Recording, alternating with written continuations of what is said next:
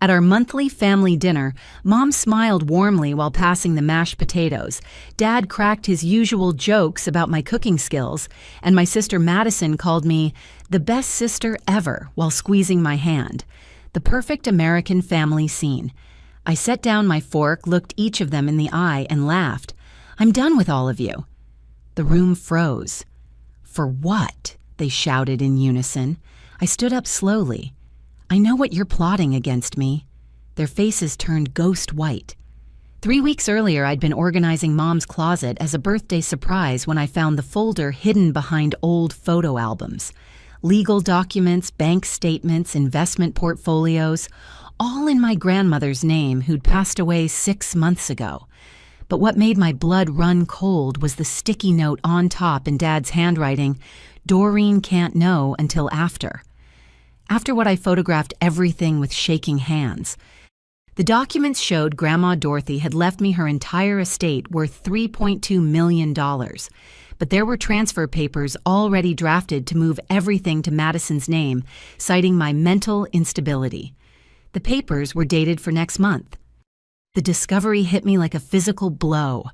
I sat on Mom's bedroom floor, surrounded by shoes and handbags, trying to process what I was seeing.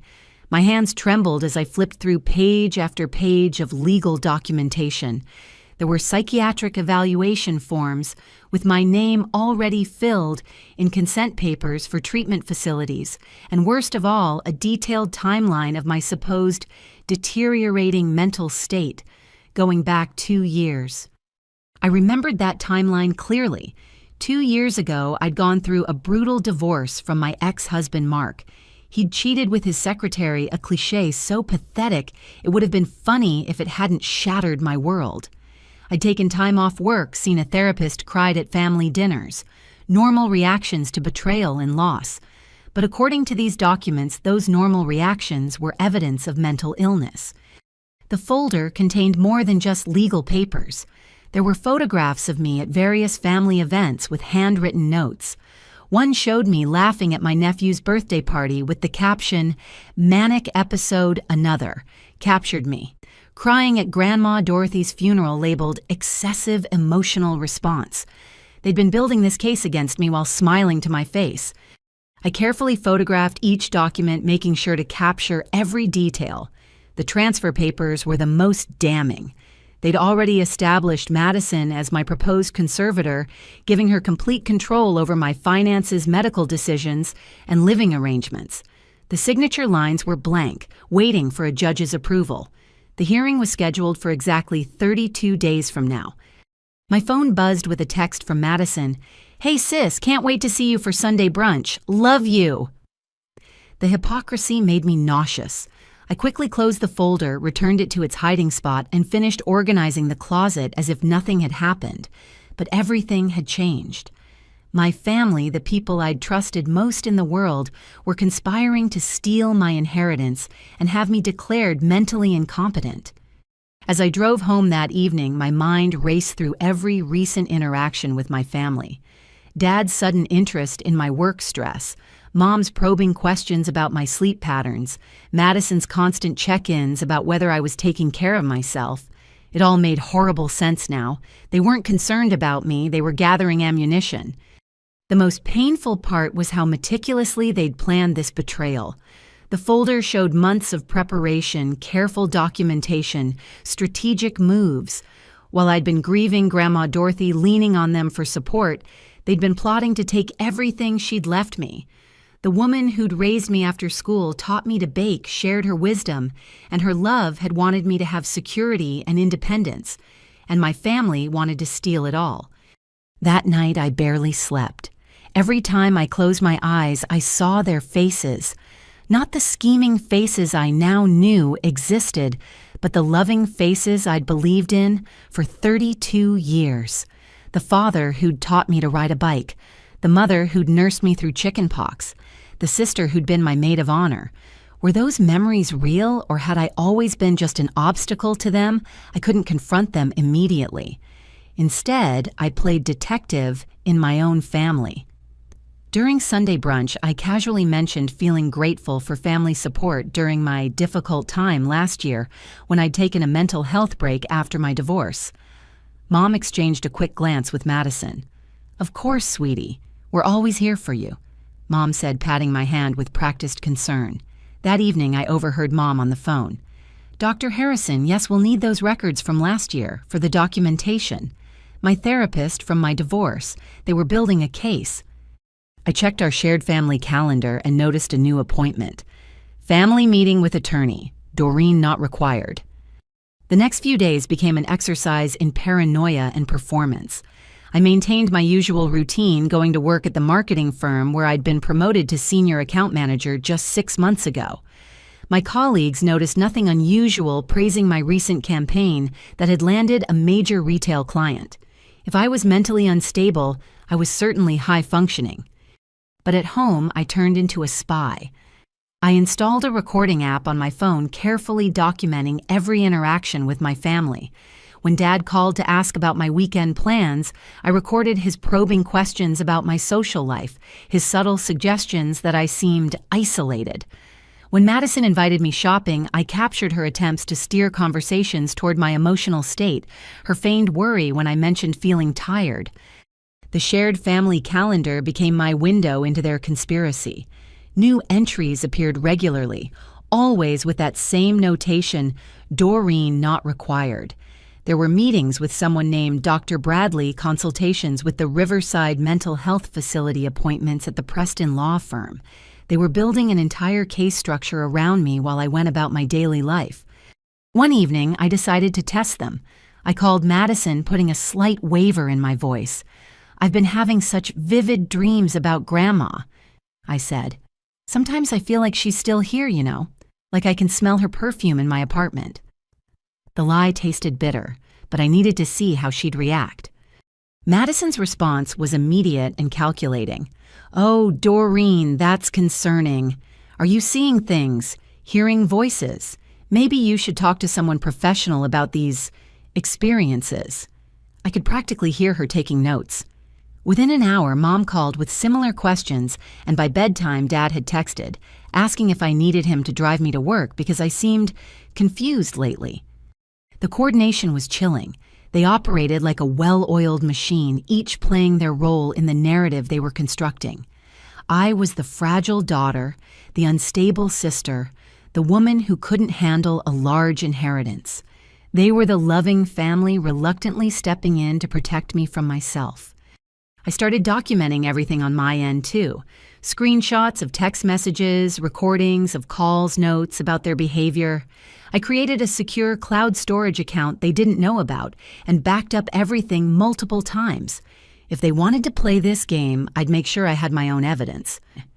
The hardest part was sitting through family dinners, smiling and laughing while knowing what they were planning. Mom would serve my favorite foods, telling stories about my childhood, all while probably calculating how much longer she'd have to pretend to care.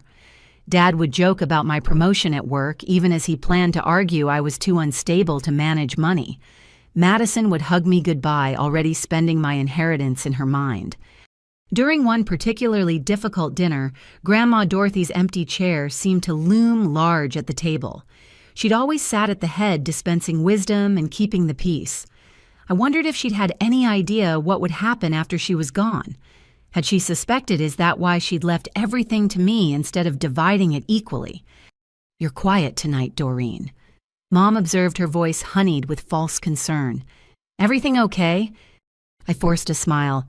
"Just missing Grandma. This was her favorite meal." They all nodded sympathetically, played their parts perfectly. But I caught the look that passed between them. Another note for their files: excessive grief, inability to move forward. Every normal human emotion was being weaponized against me. I hired a private investigator using my savings. Within days, he uncovered the truth. My family had been meeting with estate lawyers for months, presenting fabricated evidence of my deteriorating mental state.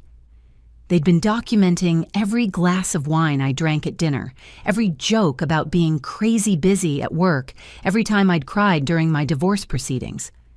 The PI found emails between Madison and our cousin Jake, a psychologist, discussing how to word a professional assessment that would support their claim. "Doreen's always been fragile," Madison had written. "This is for her own good. She couldn't handle that kind of money." The betrayal cut deeper than any knife. The private investigator, a former FBI agent named Robert Chen, had come highly recommended. When I'd first walked into his office, I'd felt like a character in a crime novel. But as he presented his findings 2 weeks later, the reality was worse than any fiction I could have imagined. "Your family has been planning this for approximately 8 months," Robert said, sliding a thick folder across his desk. "Initial discussions began shortly after your grandmother's first hospitalization, when it became clear her estate was substantial. 8 months. While Grandma Dorothy was still alive fighting cancer with the grace and dignity she'd shown throughout her life, my family was already plotting to steal her legacy." The folder contained email printouts, text message records, and even photographs of my family meeting with various professionals. The emails were particularly damning. Madison had created a dedicated email account just for coordinating the conspiracy. She'd reached out to cousin Jake, who worked as a psychologist in Denver, offering to pay him for a professional opinion about my mental state. Jake's response was cautious but willing. "I haven't seen Doreen in 3 years, but based on what you've described and my limited observations at family gatherings, I could potentially support an assessment of adjustment disorder with mixed features." Adjustment disorder, a normal response to life stressors like divorce and grief, twisted into a weapon against me. Jake went on to outline how they could build a case, document any emotional outburst changes in spending habits, social isolation or statements suggesting confusion or paranoia. The key is establishing a pattern of deterioration. There were emails with the Preston law firm discussing strategies for conservatorship. The lawyer, a man named William Preston, had apparently handled similar cases before. "The family's unanimous concern will carry significant weight," he'd written. "If we can demonstrate that Ms. Doreen Brooks lacks the capacity to manage a substantial inheritance, the court will likely approve the conservatorship petition." Robert had also uncovered financial records showing my family's desperate situation. Dad had taken out a second mortgage on the house, supposedly for renovations that never happened. Madison and her husband Carl were drowning in debt from Carl's failed restaurant venture.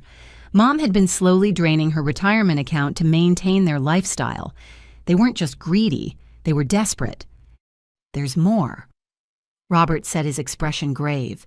He showed me records of them accessing my credit report, my medical records from the divorce therapy, even attempting to get information from my employer about my work performance. They'd been building a comprehensive picture of my life, looking for any crack they could exploit.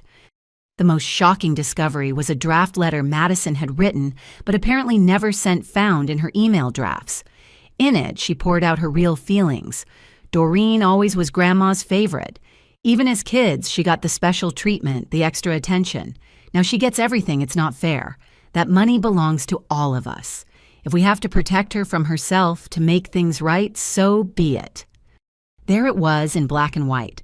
This wasn't about protecting me. It was about jealousy, entitlement, and greed dressed up as concern. Robert had done surveillance too. He had photographs of my family entering the Riverside Mental Health Facility, where they'd met with administrators about involuntary commitment procedures. Photos of them at the courthouse filing preliminary paperwork. Pictures of Dr. Bradley, the psychiatrist. They'd enlisted a man with a questionable reputation and a history of favorable assessments for families seeking conservatorships. In my professional opinion, Robert said they're planning to move fast after the family dinner next week. They've scheduled a psychiatric evaluation for the following Monday with a court hearing later that week. If you're going to act, it needs to be soon.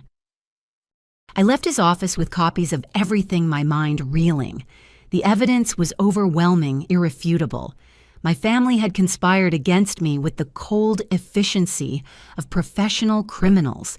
They'd enlisted accomplices, covered their tracks, and created a paper trail designed to destroy my credibility and autonomy. That night, I sat in my apartment surrounded by evidence of betrayal. Every document, every email, every photograph told the same story. The people who were supposed to love me most had chosen money over family. They'd looked at me and seen not a daughter, not a sister, but an obstacle to $3.2 million. The next 2 weeks were torture. Every family interaction became a performance. Dad started calling daily to check in, something he'd never done in 32 years. Madison invited me to spa days and shopping trips, showering me with attention and gifts. Mom cooked my favorite meals and reminisced about happy memories, all while I knew they were documenting everything, building their case. I played along, smiling through the pain while secretly recording every conversation. During one particularly tender moment when Mom hugged me and whispered, "You know we only want what's best for you," I almost broke down. Almost. The daily calls from Dad were perhaps the hardest to endure. A man who'd previously called maybe once a month now suddenly needed to hear my voice every evening. "Just wanted to see how my girl's doing," he'd say, his voice warm with fabricated affection. Behind the warmth, I could hear the scratching of pen on paper, documenting our conversation. "How was work today, sweetheart? Not too stressful, I hope." "It was fine, Dad. Actually, I closed a big deal with that tech company I mentioned." "Oh, that's wonderful. You're not working too hard, are you?" Sometimes when we push ourselves too much, we can lose perspective on what's really important. Every achievement I mentioned was met with subtle concern. Every positive development in my life was questioned, undermined, twisted into potential evidence of mania or poor judgment. I learned to give neutral responses to play the role of the stable, but not too successful daughter. Madison's sudden sisterly devotion was equally nauseating. She, who had barely texted me once a month now, wanted weekly spa appointments, shopping trips, lunch dates. She showed up at my apartment with expensive gifts, designer handbags, jewelry, perfumes. Each gift came with probing questions and careful observation. "I thought this scarf would look perfect on you," she said during one visit, wrapping a silk Hermes scarf around my shoulders. "Though I noticed you haven't been dressing up much lately. Are you taking care of yourself?" I accepted the gifts graciously, knowing she was probably keeping receipts to show my impaired judgment in accepting expensive items. During our shopping trips, she'd steer me toward the most expensive stores, encouraging me to splurge. "You deserve to treat yourself," she'd insist, probably hoping I'd make extravagant purchases she could document. The spa days were intelligence-gathering missions disguised as pampering. As we sat in mud masks and terry cloth robes, Madison would probe, "So are you dating anyone? It's been over a year since the divorce. You know it's not healthy to isolate yourself." When I mentioned I was happy being single, for now focusing on my career, she'd exchange concerned looks with the esthetician, as if my contentment with solitude was deeply troubling. Mom's campaign of false affection took the form of elaborate meals and manufactured nostalgia. Every few days she'd invite me over for dinner, always cooking dishes from my childhood. She'd pull out old photo albums telling stories about happier times, all while watching me closely for signs of excessive emotion. Lack of emotion, I could never be sure what response would be held against me. One evening, she made her famous pot roast, the one she'd always made for special occasions when I was young. As we ate, she launched into a story about my first day of kindergarten, how I'd been so brave, so independent. "You've always been our strong one," she said, reaching across the table to squeeze my hand. "Sometimes I worry that strength is just a mask, that you don't let yourself be vulnerable enough." The irony of her words, spoken while she plotted to have me declared incompetent, was suffocating. I squeezed her hand back, my recording app running on my phone, and said, "I'm doing well, Mom, really. Better than I have in years." She studied my face, and I saw the calculation in her eyes. Was claiming to be well a sign of denial? Was my composure evidence of detachment from reality? Every word I spoke was being weighed, measured, potentially twisted into evidence against me. The hardest moment came during a Sunday dinner at my parents' house. The whole family was there, including Carl Madison's husband, who seemed uncomfortable with the excessive attention being paid to me. As Mom brought out dessert, Grandma Dorothy's famous apple pie, the emotion hit me unexpectedly. This was her recipe, Mom said softly, serving me an extra-large piece. She taught it to me when your father and I first got married. Said the secret was in the way you layer the apples. The grief was real, sudden, overwhelming. Grandma Dorothy should have been there presiding over the table with her gentle humor and keen insights. Instead, her children and grandchildren were plotting to steal her final gift to me. Tears burned my eyes. "Oh, honey," Mom said, rushing to embrace me. "It's okay to cry. We all miss her so much." As she held me, whispering soothing words, I knew she was mentally adding excessive emotional response to her growing list of symptoms. The embrace that should have been comforting felt like a trap. I pulled myself together quickly, apologizing for the outburst. Never apologize for feeling things deeply. Dad said, his voice thick with false understanding. Though, if you're having trouble managing these emotions, there are people who can help. Madison nodded eagerly. "I've heard great things about grief counseling. It might help you process everything in a healthier way." They were so transparent, so eager to pathologize my every feeling. Yet I had to continue the charade, had to smile and thank them for their concern, while rage and hurt battled inside me. I was living in an emotional minefield where every genuine human response could be used as ammunition against me. I discovered their plan was to have me involuntarily evaluated after the family dinner. The appointment with a judge was already scheduled. They'd convinced Dr. Bradley, a family friend and psychiatrist, to be on standby. I found the commitment papers in Dad's briefcase during a visit already partially filled out. That's when I decided to beat them at their own game. I contacted Grandma Dorothy's real attorney, not the one my family had hired. Turns out there was a video will that my family didn't know about, and ironically, it specifically mentioned protecting me from any family manipulation. I also reached out to my own psychiatrist and several colleagues who could testify to my mental fitness. Finding the commitment papers was purely accidental. I'd been visiting my parents on a Tuesday afternoon, bringing Mom some flowers for her garden, when Dad asked me to grab his reading glasses from his study. His briefcase sat open on the desk, and there, partially visible beneath some work documents, was a folder labeled DB Intervention.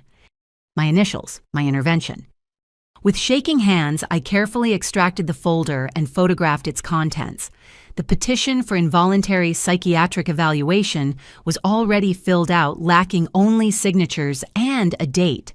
Dr. Bradley's name appeared as the recommending physician, stating he had grave concerns about Ms. Brooks' mental stability and decision-making capacity. This man had known me since I was 12, had attended my high school graduation. Party had congratulated me on my college acceptance. Now he was prepared to sign away my freedom without even speaking to me. The documents outlined their plan with military precision. After the family dinner on Saturday, they would express concern about my behavior. Dr. Bradley would arrive for what they'd present as a casual visit, but was actually a formal evaluation. Based on his predetermined findings, they'd transport me to Riverside Mental Health Facility for a 72-hour hold. During that time, they'd petition the court for emergency conservatorship, citing the danger I'd posed to myself given my substantial inheritance. I replaced everything carefully and retrieved Dad's glasses, my mind racing. 3 days. I had 3 days to dismantle their plan and protect myself. That evening, I made the most important phone call of my life. Directory assistants connected me with Dorothy Evelyn Brooks' actual law firm, not Preston Law, where my family had been scheming. The receptionist at Hartley & Associates put me through to Samuel Hartley himself. "Ms. Brooks." His voice was warm but professional. "I've been expecting your call, though I hoped it would be under better circumstances." My heart stopped. "You've been expecting me?" "Your grandmother was a shrewd woman. She anticipated potential complications with her estate distribution. Can you come to my office tomorrow? There are things you need to know." The next day, I sat in Samuel Hartley's mahogany-paneled office as he revealed the depth of Grandma Dorothy's foresight. She'd created a video will 6 months before her death, updated her written will to include specific protections, and left detailed instructions for Mr. Hartley. "She was quite clear," he said, sliding a tablet across the desk. "She wanted you to see this if there was any question about her intentions or your capacity to inherit." Grandma Dorothy appeared on screen thinner than I remembered, but with eyes still sharp as flint. She sat in this very office wearing her favorite pearl necklace. "My dearest Doreen," she began, and tears immediately blurred my vision. "If you're watching this, it means what I feared has come to pass. Your family, whom I love dearly but know too well, has let greed override love." She went on to detail her observations: Dad's financial irresponsibility, Mom's materialistic nature, Madison's jealousy and sense of entitlement. "I've watched them calculate my worth while I was still breathing," she said, her voice carrying a mix of sadness and determination. "I've seen them look at you not as family but as competition. This is why I'm leaving everything to you, Doreen, not because I love you more, but because you're the only one who loved me without counting my assets." The video continued with explicit instructions. She'd anticipated attempts to challenge my mental capacity and had insisted Mr. Hartley maintain records of my accomplishments, my stability, my character. There was also a pointed message for the family: any attempt to manipulate, coerce, or legally challenge Doreen's inheritance will result in the activation of the nuclear clause. All family members will forfeit any sentimental items, photographs, or memorabilia from my estate. Everything will be sold or donated. Mr. Hartley paused the video. "There's more, but I should tell you that your grandmother also established a legal defense fund specifically for protecting your inheritance. She transferred $200,000 to a separate account solely for legal fees if needed. My grandmother, even in death, was protecting me." The tears came freely now, grief mixed with profound gratitude. She'd known. She'd seen what I was too blinded by love to notice. "Now," Mr. Hartley said, his expression hardening, "let's discuss how we protect you from this involuntary commitment scheme." The plan we developed was comprehensive. First, I'd undergo a complete psychiatric evaluation with Dr. Sarah Winters, the head of psychiatry at the University Hospital. She was unimpeachable published and had no connection to my family. Second, we'd file a preemptive restraining order against Dr. Bradley for ethical violations, as he was preparing to evaluate me without my consent based on third-party reports. Third, we'd document everything at the family dinner, creating an evidentiary record of their attempted ambush. I spent the next 2 days in a whirlwind of preparation. Dr. Winters conducted a thorough evaluation, including cognitive testing, personality assessments, and clinical interviews. Her report was unequivocal. Ms. Brooks displays no signs of mental illness, cognitive impairment, or diminished capacity. She is articulate, insightful, and demonstrates excellent judgment and decision-making abilities. My colleagues at work, unaware of the family drama, provided character references praising my professionalism and leadership. My direct supervisor wrote about my recent promotion and successful project management. The HR director confirmed I'd never had any performance issues or behavioral concerns. We also discovered that Dr. Bradley had a pattern of providing favorable evaluations for families seeking conservatorships. 3 other cases in the past 5 years showed similar patterns: sudden concerns about mental health coinciding with substantial inheritances. Mr. Hartley's investigator found that Dr. Bradley had received significant consultation fees from the families involved. By Friday night, I had assembled my own team. Mr. Hartley would wait in his car outside my parents' house during the dinner. A process server was prepared to deliver cease and desist orders if needed. Dr. Winters was on call to refute any claims about my mental state. I'd even hired a private security firm to ensure I could leave freely if my family tried to physically prevent my departure. The irony wasn't lost on me. They'd accused me of paranoia, but their actions had forced me to become exactly what they'd claimed. I was suspicious, strategic, and surrounded by professional protection. The difference was, my paranoia was justified. I also made copies of everything Grandma's video, my psychiatric evaluation, the evidence of their conspiracy, their financial records showing desperation. USB drives were stored in my bank safety deposit box, my office, and with Mr. Hartley. Cloud backups were encrypted and stored on servers they couldn't access. If they wanted a fight, I was prepared for war. The night before the dinner, I couldn't sleep. I stood at my apartment window looking out at the city lights, thinking about the family I was about to lose. Not lose, I corrected myself. Expose. They'd been lost to me the moment they'd chosen greed over love. Tomorrow would simply make it official. The week before the fateful dinner, the love bombing intensified. Madison threw me a surprise appreciation party where family friends gushed about how lucky I was to have such caring relatives. Each compliment felt like another nail in the coffin of our relationship. Mom started hinting about my future, saying things like, sometimes people need help managing big responsibilities, while Dad jovially mentioned how family takes care of family. I maintained my facade while finalizing my counterplan with my lawyer. We prepared restraining orders, fraud charges, and a civil suit. I also arranged for security cameras to be installed in my apartment, catching them attempting to enter while I was at work. The surprise appreciation party was Madison's masterstroke of manipulation. She'd rented the private room at my favorite restaurant, invited 20 of our mutual friends and family acquaintances, and presented it as a celebration of sisterhood. I just wanted everyone to know how amazing my sister is, she announced to the gathered crowd, raising a champagne glass. Doreen has been through so much this past year, and she's handled it all with such grace. Grace. There was that word again, loaded with subtext. Was I too graceful, not graceful enough? Every word was chosen for the audience, painting a picture of a woman who needed support, who was struggling despite appearances. Our cousin Jennifer pulled me aside during the party. "It's so wonderful that Madison organized this," she gushed. "She's been so worried about you. She told me you've been keeping to yourself lately, maybe working too much." I smiled and deflected, but inside, I seethed.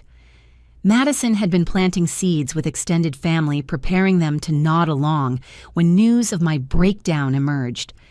Everyone at this party was a potential witness to my family's loving concern. The gifts were particularly insidious. Madison presented me with a spa weekend package for stress relief. Mom gave me a subscription to a meditation app for mental clarity. And Dad offered to pay for a life coach to help navigate this challenging time.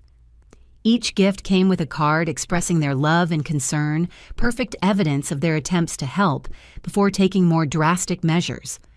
As the party wound down, Madison cornered me near the coat check. "I hope you know how much you mean to us," she said, her eyes actually misting with tears. "Whatever happens, remember we're always here for you." Whatever happens. The phrase hung between us like a threat. The next day, Mom's hints became less subtle. Over lunch at her kitchen table, she casually mentioned a news article about lottery winners who'd lost everything. "It's sad how sudden wealth can destroy people," she mused, stirring her tea. "They say most people aren't equipped to handle that kind of responsibility. The smart ones get help managing it." "Good thing I've got a financial advisor," I replied, keeping my voice light. Her spoon clinked against the china cup. "Oh, financial advisors can help with money, sure. But I mean real help. Decision-making support. Someone to make sure you're not taken advantage of." "Like family?" I asked innocently. "Exactly like family." Her smile was predatory. Dad's approach was different but equally transparent. He started dropping by my apartment unannounced, always with an excuse. He needed to borrow a tool. He was in the neighborhood. He brought me takeout because he worried I wasn't eating properly. Each visit was an inspection, his eyes cataloging my living space for signs of dysfunction. "Place looks good," he said during one visit, but his tone suggested disappointment.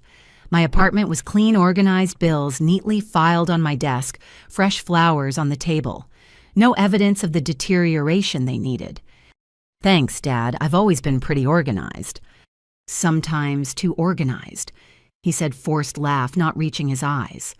"You know what they say about people who need everything perfect. It can be a sign of anxiety trying to control what you can when life feels chaotic." Everything had two meanings now. Organization was anxiety. Cleanliness was compulsion. Success was mania. Grief was depression. I existed in a hall of mirrors where nothing I did could be right. The security cameras I'd installed in my apartment proved invaluable 3 days before the dinner. I was at work when my phone alerted me to motion in my living room.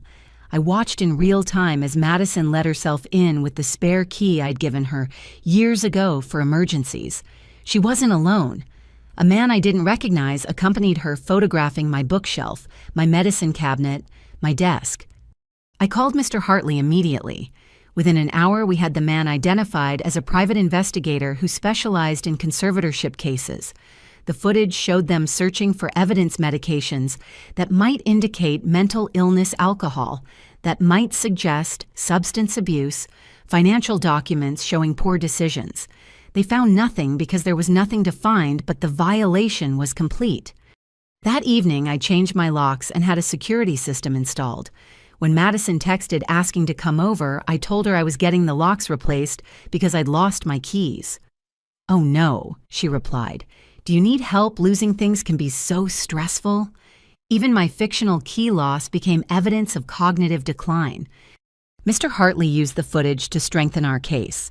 Breaking and entering invasion of privacy conspiracy to commit fraud. The charges were stacking up. We also discovered they'd been trying to access my medical records through various channels, calling my pharmacy to ask about prescriptions, even contacting my gynecologist's office, pretending to be me. 2 days before the dinner, I met with Dr. Winters for a follow-up evaluation. She was thorough, professional, and increasingly angry as I revealed more about my family's scheme. "This is exactly why legitimate mental health assessment gets a bad reputation," she said. "Your family is weaponizing psychiatry for financial gain." She wrote a supplementary report emphasizing not just my mental fitness, but the psychological harm being inflicted by my family's campaign. The subject is experiencing entirely appropriate stress responses to an orchestrated campaign of gaslighting and emotional manipulation, she wrote. Her ability to recognize and respond strategically to these threats demonstrates exceptional psychological resilience and clarity of thought. The night before the dinner, my preparation was complete. Legal documents were filed and ready. Security measures were in place. Evidence was backed up in multiple locations. I'd even practiced my responses, knowing that everything I said would be scrutinized and potentially twisted. I laid out my outfit for the dinner, a conservative blue dress that projected stability and professionalism. Nothing too bright that might suggest mania, nothing too dark that might indicate depression. Even my clothing choices had become strategic. As I tried to sleep, my phone lit up with texts from my family. Mom confirming I'd be there at 6 sharp. Madison asking if I needed a ride. Dad reminding me to bring my appetite because Mom was making all my favorites. The mundane messages of a loving family preparing for a dinner that would change everything. The morning of the dinner, I went through my normal routine, knowing it would be the last time I'd pretend everything was fine. Madison texted, "Can't wait to see you tonight. Wear something nice," with heart emojis. The irony wasn't lost on me. I chose my outfit carefully. Professional, but not too formal. Nothing they could point to as erratic behavior. I transferred all my valuables to a safety deposit box and gave my neighbor, a retired police officer, a heads up about potential drama. As I drove to my parents' house, I thought about all the genuine moments we'd shared over the years. Which memories were real? Had they ever truly loved me, or was I always just an obstacle to wealth? The morning started with a workout at my gym, maintaining the routine I'd established years ago. Exercise was my meditation, a way to center myself before battle. As I ran on the treadmill, I noticed another gym member watching me intently. Paranoia crept in. Had my family sent someone to observe me even here? Then I realized it was just someone waiting for the machine. The constant surveillance had made me suspicious of everyone. After my shower, I spent extra time on my appearance. Not too much makeup that might suggest trying too hard, but enough to look healthy and put together. I styled my hair in the same professional way I wore it to work, nothing fancy that might be interpreted as unusual behavior. Every choice was calculated to project normalcy. My phone buzzed constantly with family messages. Mom sent a grocery list photo showing all the ingredients for my favorite dishes. "Making your special dinner," she wrote with smiley faces. The performance of maternal love while planning my ambush turned my stomach. I stopped by my bank to check the safety deposit box one final time. Everything was secure. Grandma's original will documents, the USB drives with evidence backup copies of my psychiatric evaluation. The bank manager, who'd known me for years, chatted pleasantly about the weather. I wondered if he'd be shocked to learn that the composed woman in front of him was hours away from being ambushed by her own family. My neighbor Bill was a godsend. The retired officer had seen enough domestic situations to recognize trouble brewing. When I'd explained the situation earlier that week, his face had hardened. "Family can be the worst perps," he'd said. "They know exactly where to strike." He promised to be home that evening, ready to call for backup if needed. I spent the afternoon reviewing my evidence one last time with Mr. Hartley. We went over possible scenarios, my rights, how to handle various situations that might arise. "Remember," he said, "you don't have to stay if you feel threatened. The security team is on standby. One text and they'll extract you." Extract, like I was an agent in hostile territory, which I supposed I was. Madison called at 3 p.m. "Hey sis, just wanted to check if you're coming tonight. Mom's going all out with the cooking." "Wouldn't miss it," I replied, proud of how steady my voice sounded. "Perfect O and Doreen, I love you. I know I don't say it enough, but you mean the world to me." The false sentiment was nauseating. How could she say those words while planning to lock me away? How could any of them claim to love me while treating me like a problem to be solved? I dressed slowly, methodically. The blue dress was perfect. Knee-length, modest neckline, the kind of outfit I'd wear to a client meeting. I added simple pearl earrings Grandma Dorothy had given me for my college graduation. They felt like armor, her protection surrounding me even now. Before leaving my apartment, I did a final check. Security system armed, cameras recording, important documents secured, phone fully charged with Mr. Hartley on speed dial, recording app ready. I looked around my space, wondering if they'd try to claim I couldn't live independently. Everything was immaculate, organized, a testament to my capability. The drive to my parents' house took 23 minutes. I'd made this drive hundreds of times over the years for holidays, Sunday dinners, family celebrations. Each familiar turn held memories. The corner where Dad taught me to parallel park. The ice cream shop where Madison and I would stop after school. The park where Mom would take us to feed ducks. Were any of those memories untainted by their current betrayal? As I pulled into their driveway, I saw the familiar cars. Madison's silver SUV with the stick figure family on the back window. Dad's practical sedan. No unusual vehicles, but I knew Dr. Bradley would arrive later, probably after dessert when they'd spring their trap. I sat in my car for a moment, gathering strength. Through the dining room window, I could see them moving around, setting the table, the picture of domestic harmony. Mom appeared in the window, spotted my car, and waved enthusiastically. The smile on her face looked so genuine. If I didn't know better, I'd believe she was simply happy to see her daughter.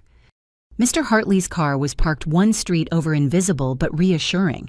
My phone buzzed with his message, "We're here. You're not alone." I wasn't alone. I had truth on my side, evidence in my pocket, and legal protection waiting.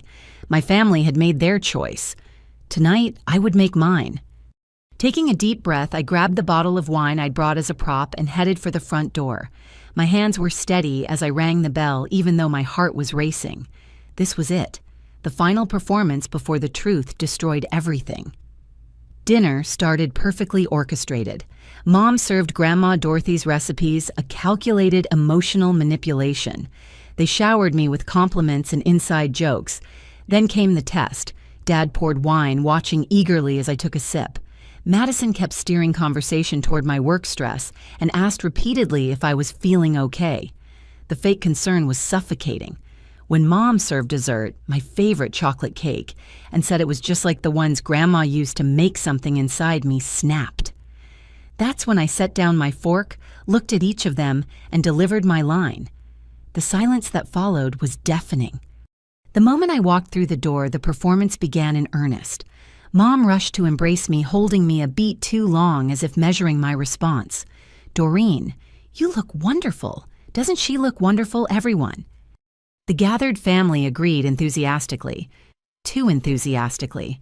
Madison hugged me next, whispering, "I'm so glad you're here," with an intensity that suggested deeper meaning. Dad clapped me on the shoulder, studying my face as he asked about the drive over. Carl Madison's husband stood awkwardly by the fireplace. He'd never been comfortable with excessive family displays, and tonight he seemed particularly uneasy. When our eyes met, he quickly looked away. I wondered how much he knew about their plan. Come. Mom ushered me into the dining room. "Everything's almost ready. Your favorite, Grandma Dorothy's pot roast with those little potatoes you love."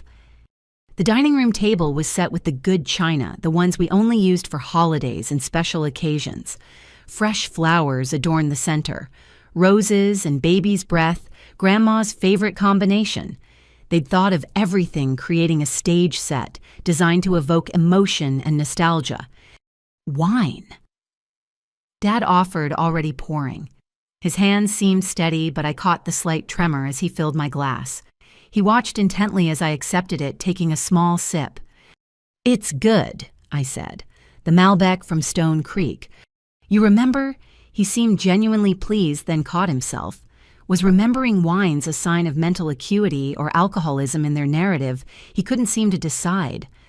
Madison launched into a story about her son's soccer team as we settled around the table.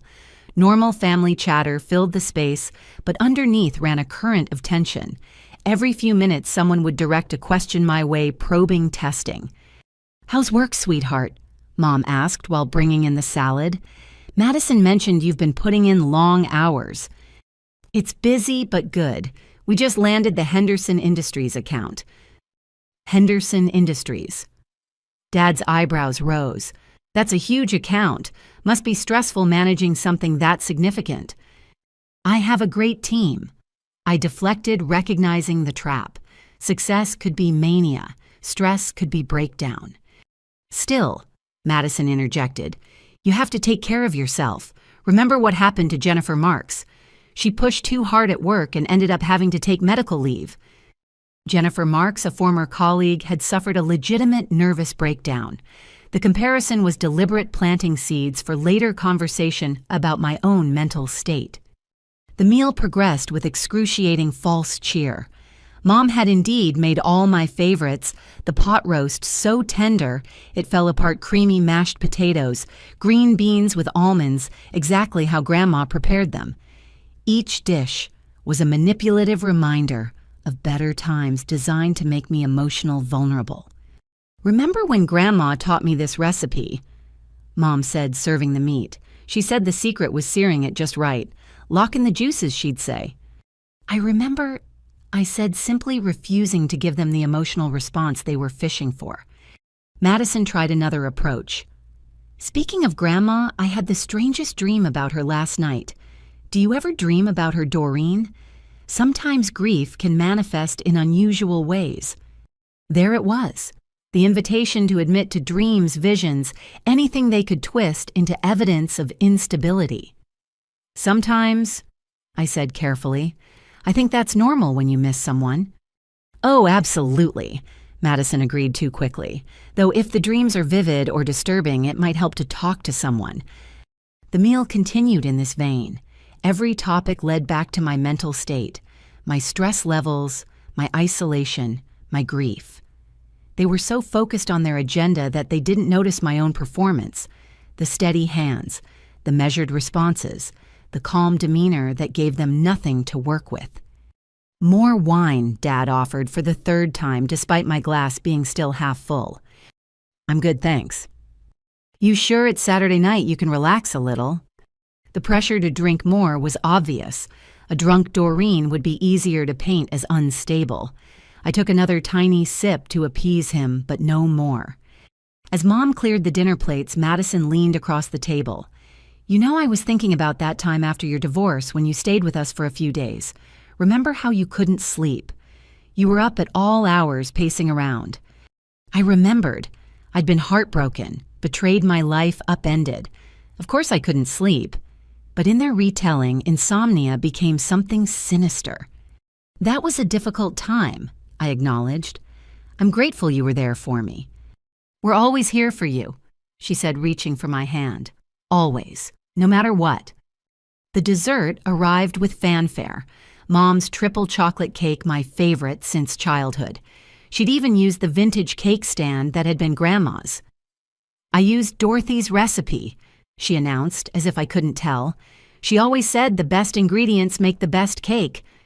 As she cut generous slices, passing the largest to me, something about the tableau struck me as unbearably false. The loving mother serving cake, the attentive father refilling water glasses, the concerned sister making small talk, all of them playing roles while planning my imprisonment.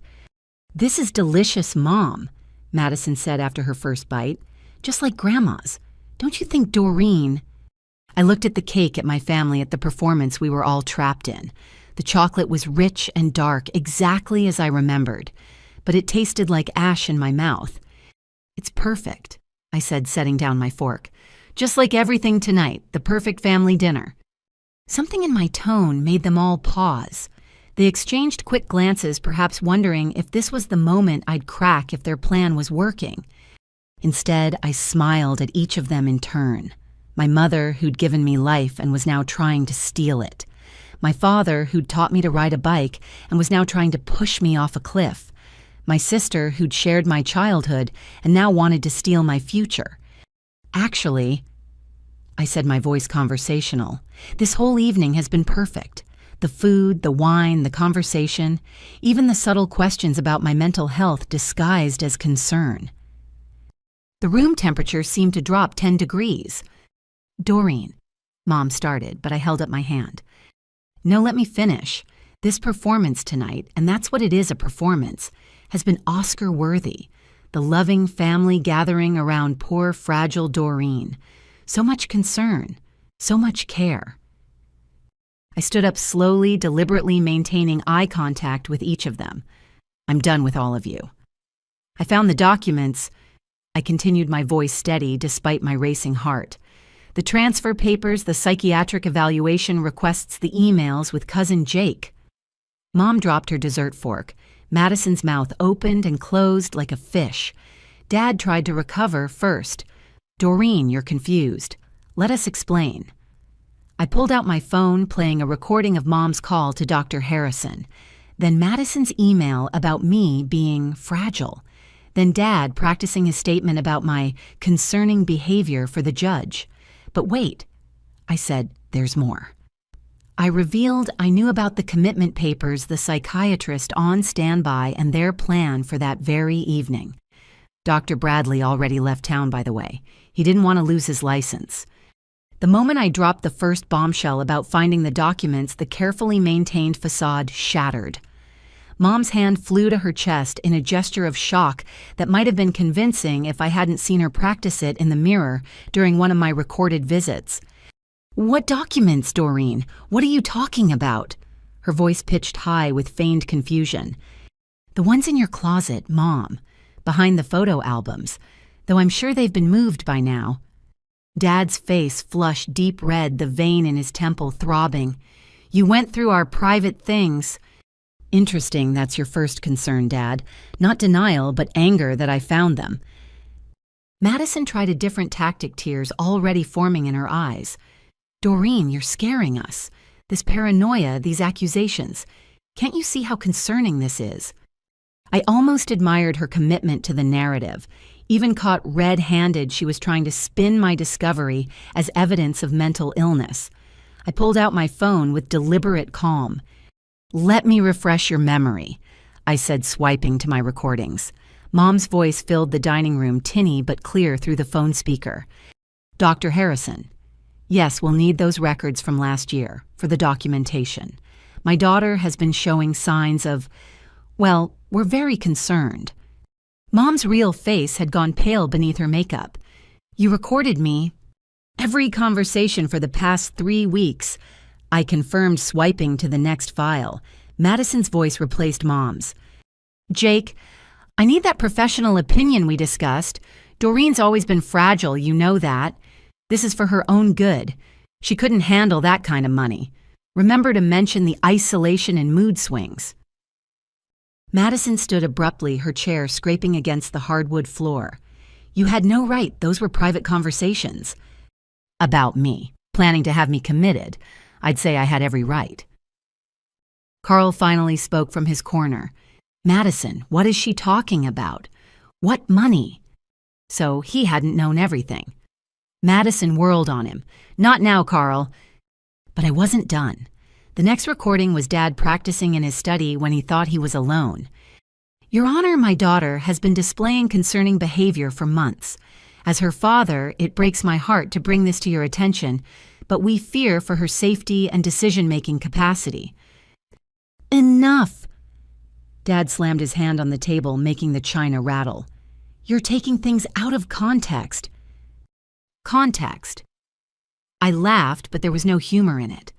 "Let me provide some context. Grandma Dorothy left me her entire estate, $3.2 million, and you all decided I was too fragile to handle it." The room erupted. Dad shouted about family loyalty and shared inheritance. Mom wailed about fairness and what Grandma would have wanted. Madison screamed accusations about favoritism and manipulation. Their masks hadn't just slipped. They'd been ripped away entirely. "Dr. Bradley was supposed to be here by now," I said conversationally, cutting through their noise. "Your tame psychiatrist who was going to declare me incompetent sight unseen. Did you know he's done this before 3 other families, 3 other inheritances?" Mom sank into her chair. "How do you know about Dr. Bradley?" "The same way I know about your meeting at Riverside Mental Health Facility. The same way I know about the judge you've been corresponding with. The same way I know about the commitment papers Dad has in his briefcase." Dad's hand moved involuntarily toward his briefcase by the sideboard. I smiled coldly. "Go ahead, check. They're still there. Page 3, paragraph 2 mentions my deteriorating hygiene and self-care. Interesting accusation given that I'm sitting here in a designer dress with professional hair and makeup." "This is insane," Madison muttered, then caught herself. "I mean, this is ridiculous." "Careful with your word choices, Madison. Wouldn't want anyone to think mental illness runs in the family." Carl stood up, his face a mask of confusion and growing anger. "Someone explain what's happening, now." Madison turned on him. "This doesn't concern you. My wife is apparently trying to have her sister committed to steal an inheritance, and it doesn't concern me." "It's not stealing," Madison shrieked. "That money should be all of ours." Grandma was confused at the end. She didn't know what she was doing. "Grandma was sharp until her last breath," I interjected, "which is why she saw this coming, why she protected me." "Protected you?" Dad's laugh was bitter. "She turned you against your own family." "No, Dad. Your greed did that. Your conspiracy did that. Your willingness to have me locked up did that." I pulled up another recording, this one from my security cameras. By the way, Madison, nice touch, bringing a private investigator to my apartment. Breaking and entering is still a crime, even with a spare key. The video played on my phone screen Madison and a strange man entering my apartment, photographing my belongings, searching through my things. The image quality was crystal clear, their faces unmistakable. "I was worried about you," Madison protested weakly. "So worried you needed to document my bookshelf, photograph my medicine cabinet, search my desk drawers." Mom found her voice again, trying one last manipulation. "Doreen, honey, we only wanted to help you. This money, it's too much responsibility. You're alone. You're vulnerable. People will take advantage of you. You mean like my family is trying to do? That's different. We love you. The word love hung in the air like a profanity. I looked at each of them, these people who claimed to love me while plotting my destruction. Let me tell you what I know, I said, my voice dropping to a deadly calm. I know you've been planning this for 8 months. I know you're all drowning in debt. Dad's second mortgage, Madison's husband's failed business, Mom's depleted retirement account. I know you've been spending money you don't have banking on Grandma's death like vultures. Each accusation hit like a physical blow. They couldn't deny it. I had too much evidence. I know you contacted my therapist from the divorce trying to get records to use against me.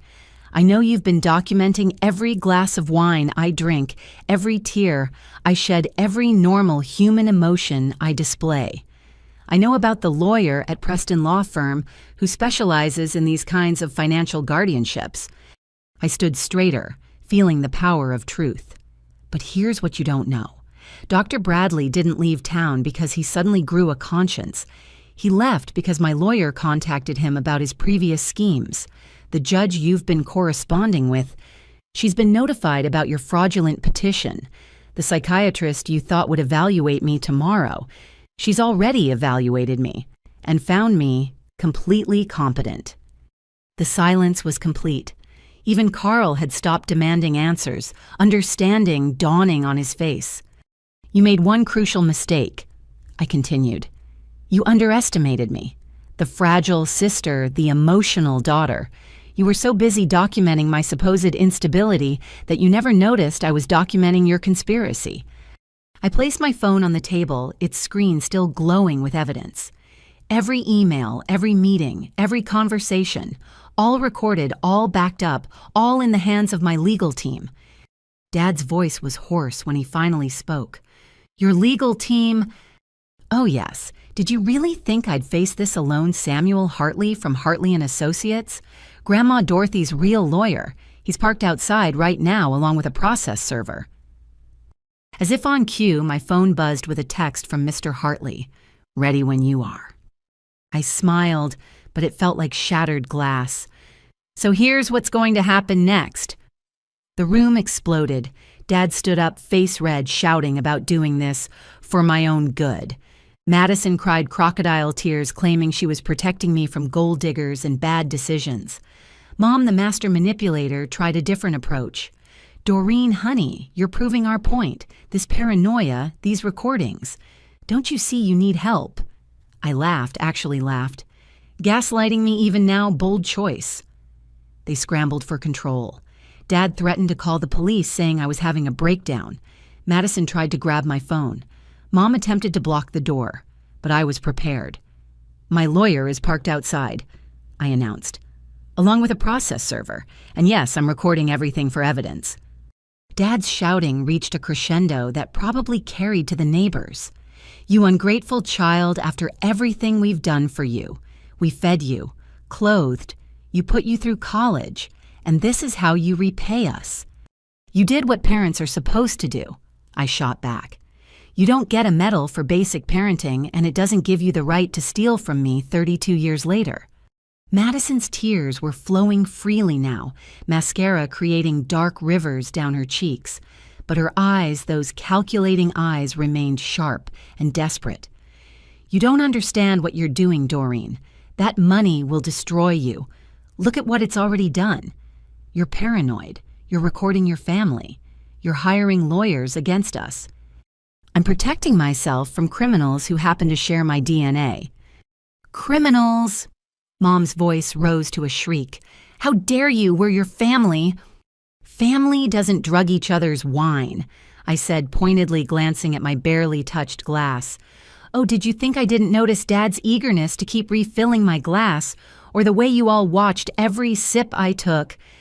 Carl stepped forward, his face a mixture of disgust and disbelief.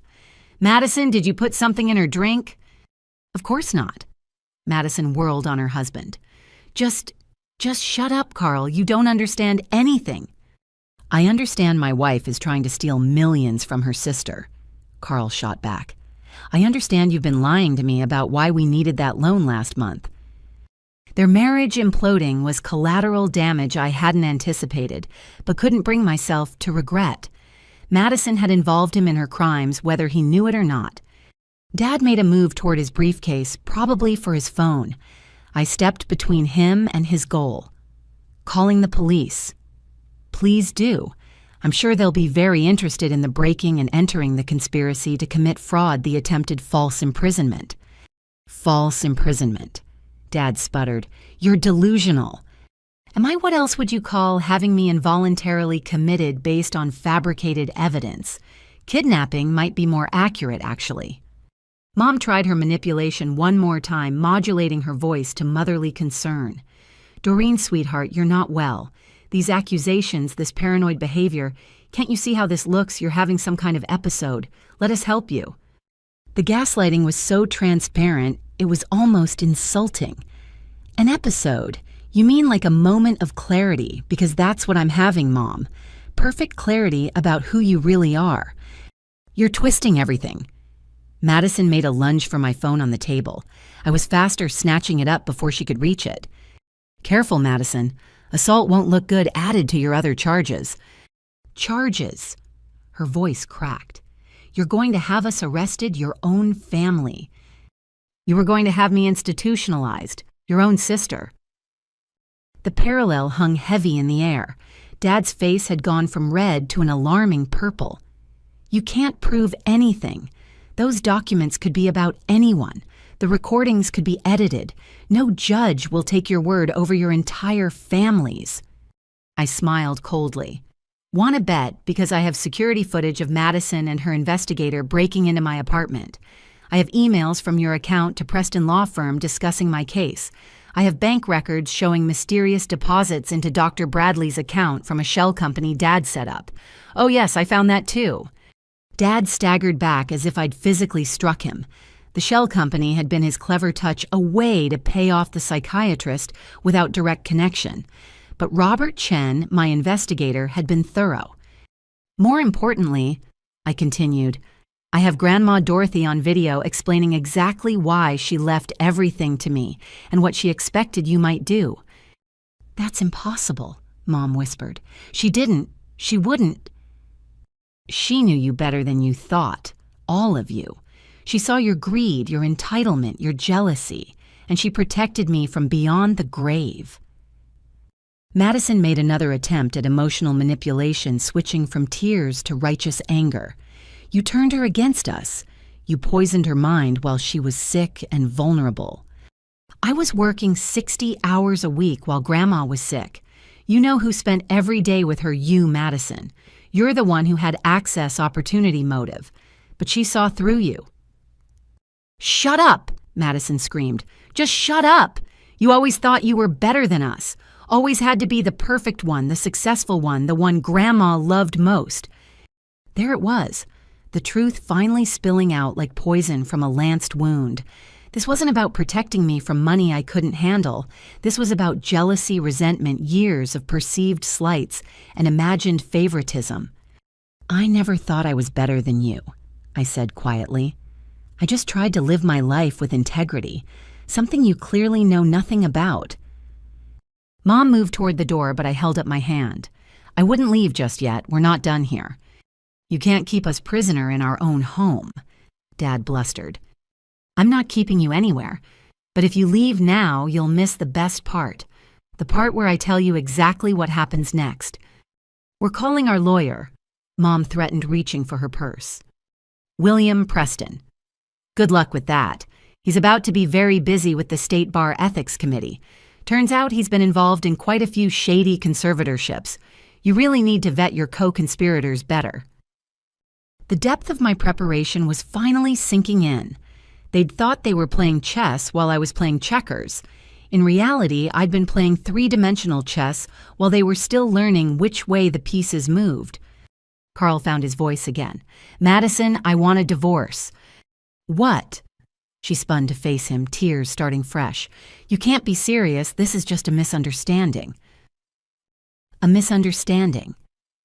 You tried to rob your sister and have her committed." What part am I misunderstanding? It's not like that. The money was supposed to help us, help our family, your restaurant. I never asked you to steal for me, Carl said with quiet dignity. I never would have wanted money that came from destroying Doreen. Their domestic drama was interrupted by a knock at the door. Everyone froze. That would be my lawyer, I said conversationally. Shall I let him in, or would you prefer to do the honors? It is still your house, for now. The threat was subtle, but clear.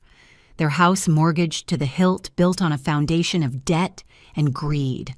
How long would they keep it once the legal bills started piling up? Dad moved toward the door like a man walking to his execution. Through the frosted glass, we could see two figures, Mr. Hartley's distinguished silhouette and another man in a courier uniform. Before you open that door, I said, you should know I'm offering you one chance, one opportunity to minimize the damage, but it comes with conditions. They all turned to me, hope and suspicion warring on their faces. What conditions? Mom asked warily. I smiled, but it held no warmth. Complete confession, written statements acknowledging everything you've done, agreements to cease all contact with me, and psychiatric evaluation for all of you, because clearly you're the ones who need help. That's blackmail, Dad protested. No, that's mercy. The alternative is criminal prosecution, civil lawsuits, and public humiliation. Your choice. The knock came again, more insistent. Mr. Hartley's voice carried through the door. Ms. Brooks, is everything all right? I looked at my family, these people who had chosen greed over love, manipulation over honesty. What's it going to be? Door number 1, confession and consequences. Door number 2, complete destruction. You have 30 seconds to decide. The room held its breath as 3 generations of betrayal came to a head. Madison looked at Carl's retreating back. Mom clutched Dad's arm, and Dad stared at the door as if it might spontaneously combust. 20 seconds, I counted down. 15, 10. Wait, Mom cried out. Just wait. Madison broke first. You don't deserve that money, she screamed. I'm the one who stayed close to Grandma. I'm the one who visited every week while you were off living your life. The mask finally slipped. Dad added, do you know what we sacrificed? We've been planning our retirement on that inheritance. Your grandmother promised. Mom's tears turned real. That money was supposed to be split equally. She changed her will without telling us. The truth poured out like poison. They'd been living beyond their means, taking loans against expected inheritance. Madison had promised her husband they'd have money for his failing business. They'd all spent money they didn't have yet banking on Grandma's death. The greed was naked and ugly. Madison's explosion was volcanic years of resentment erupting in a stream of bitter accusations. Every single week, Doreen. Every week I drove 45 minutes each way to sit with her. I listened to her stories about the good old days for the 1,000th time. I helped her with her medications. I cleaned her kitchen. Where were you? Working, I said simply. Building the career that Grandma encouraged me to pursue, living the independent life she wanted for me. Independent. Madison spat the word like a curse. You mean selfish. You swooped in for Sunday dinners and holidays, played the perfect granddaughter for a few hours, then disappeared back to your precious life. Is that what this is about? You think you earned her money by putting in time like it was a punch clock? I earned it by being there. Madison's voice cracked with genuine emotion for the first time all evening. I held her hand through chemo. I drove her to every appointment. I slept in that uncomfortable hospital chair for weeks. And for what? So she could leave everything to her absent granddaughter. Dad couldn't contain himself any longer. Your grandmother made promises, he said, his voice thick with bitterness. When we took out the second mortgage, she said not to worry. Said we'd be taken care of. We refinanced based on that promise. You refinanced based on greed, I corrected. Grandma never promised you her money. You assumed. She was our mother. Dad slammed his fist on the table again. 40 years of taking care of her being good children, and she cuts us out completely. She didn't cut you out. She left you each $50,000. That's not nothing. 50,000. Mom laughed bitterly, mascara-streaked face twisted with disdain. Do you know what we owe the second mortgage, the credit cards, the loans we took out expecting fairness? Fairness. I stood up, my own anger finally breaking through. You want to talk about fairness? How fair is it to plot against your own daughter? How fair is it to try to have me declared insane? We weren't trying to declare you insane, Mom protested weakly, just incapable of managing that much money. Based on what my successful career, my stable life, my ability to process grief like a normal human being. You don't understand what that kind of money does to people, Dad insisted. It changes them, corrupts them. We were protecting you. You were protecting yourselves from bankruptcy. Carl, who had been standing by the doorway, spoke up again. Madison, is this true? Did you promise them money from Doreen's inheritance? Madison whirled on him again. What was I supposed to do? Watch your restaurant fail, lose our house. Our children's college funds are gone. Carl gone. So you decided to steal your sister's future to pay for our mistakes. It wasn't stealing. That money should have been divided equally. $3.2 million, and she gets all of it. How is that fair? Because Grandma earned it, I said quietly. Every penny came from Grandpa's life insurance and their joint investments. She scrimped and saved for 50 years, lived modestly, invested wisely. That money represents her entire life's work, and she had the right to leave it to whoever she chose. She chose wrong, Madison said flatly. Why? Because she saw through you, because she knew exactly what you'd do if she split it evenly. Mom suddenly burst into genuine tears, the manipulative facade crumbling entirely. We're ruined, she sobbed. Don't you understand? We're completely ruined. The house is leveraged to the maximum. We owe $90,000 in credit card debt.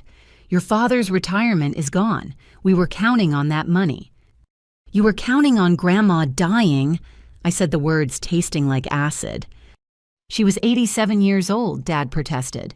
It's not like we wished her dead, but we made reasonable financial projections based on life expectancy. Reasonable. You spent money that wasn't yours based on hopes that your mother would die on schedule. There's nothing reasonable about that. Madison sank into her chair, the fight suddenly draining out of her. Do you know what it's like?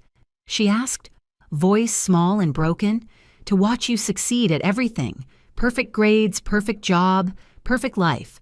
Even your divorce was perfect. You came out stronger, and I'm drowning.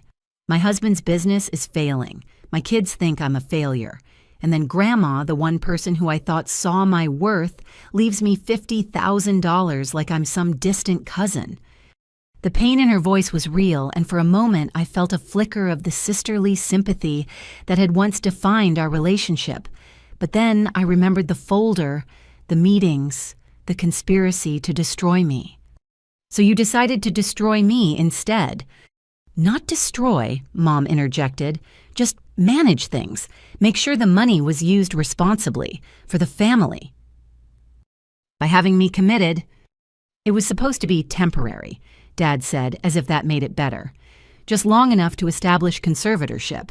Then you could have gone back to your normal life.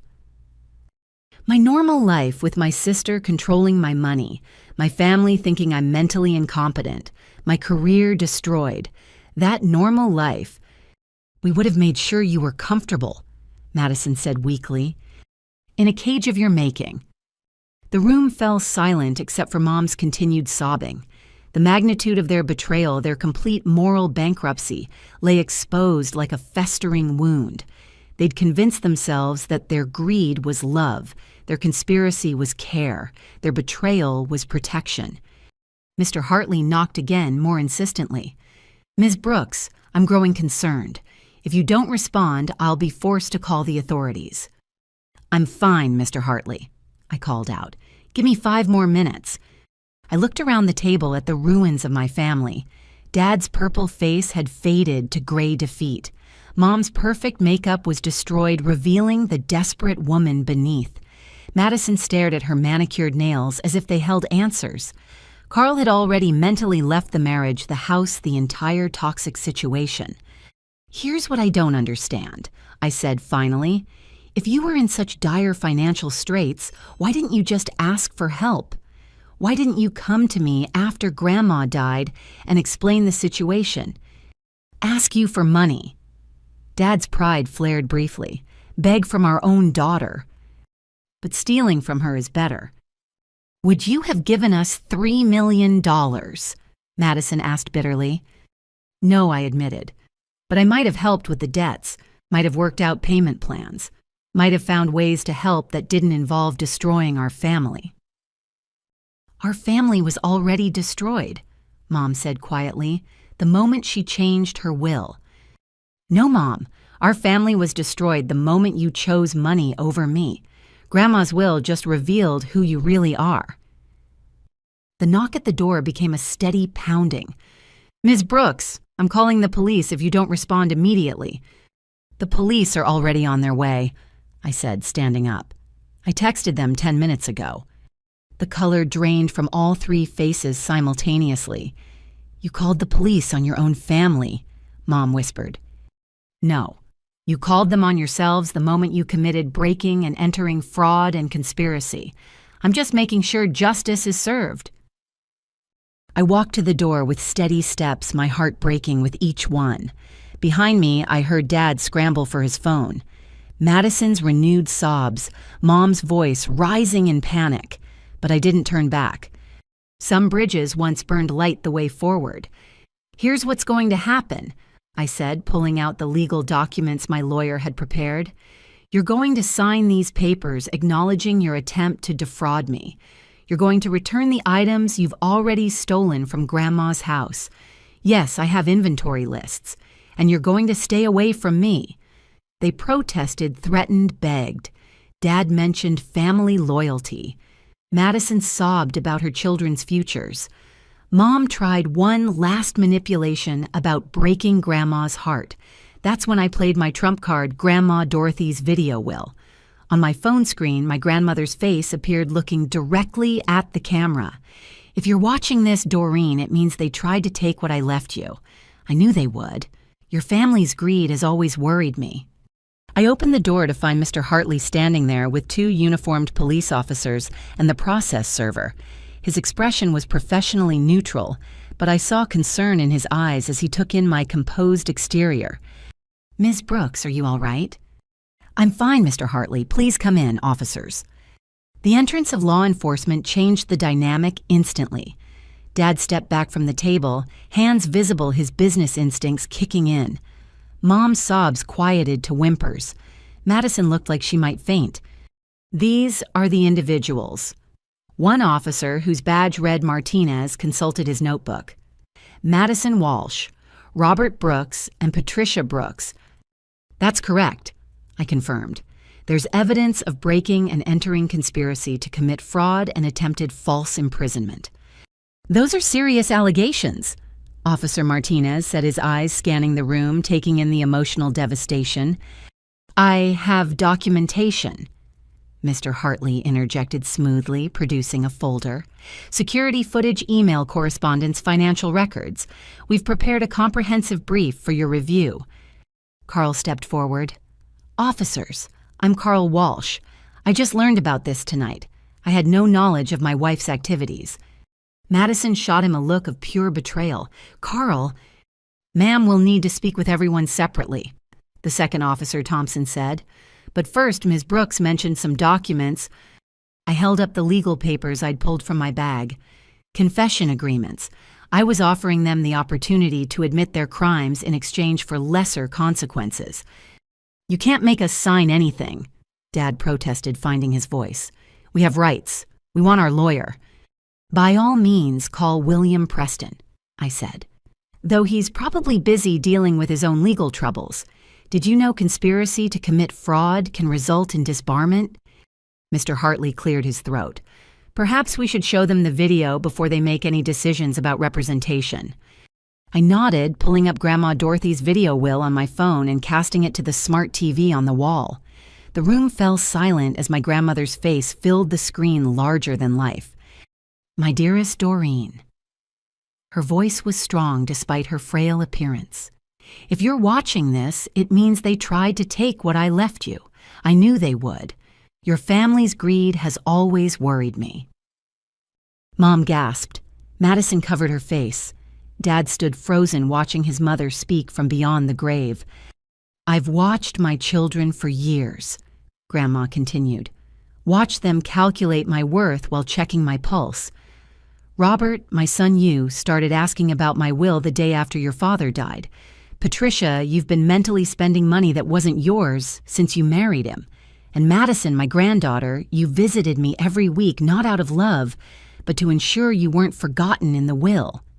"That's not true," Madison cried out to the screen. But Grandma wasn't finished. "I know about the loans you've taken out. I know about the debt you've hidden. I know you see me as a bank account, not a mother or grandmother. That's why I'm leaving everything to Doreen. Not because I love her more, but because she loves me, for me, not my money." The video continued with specific examples, conversations Grandma had overheard, financial documents. She'd discovered behaviors she'd observed. It was devastating in its accuracy and detail. "I've instructed my attorney to protect Doreen from any attempts to challenge this will or harm her in any way.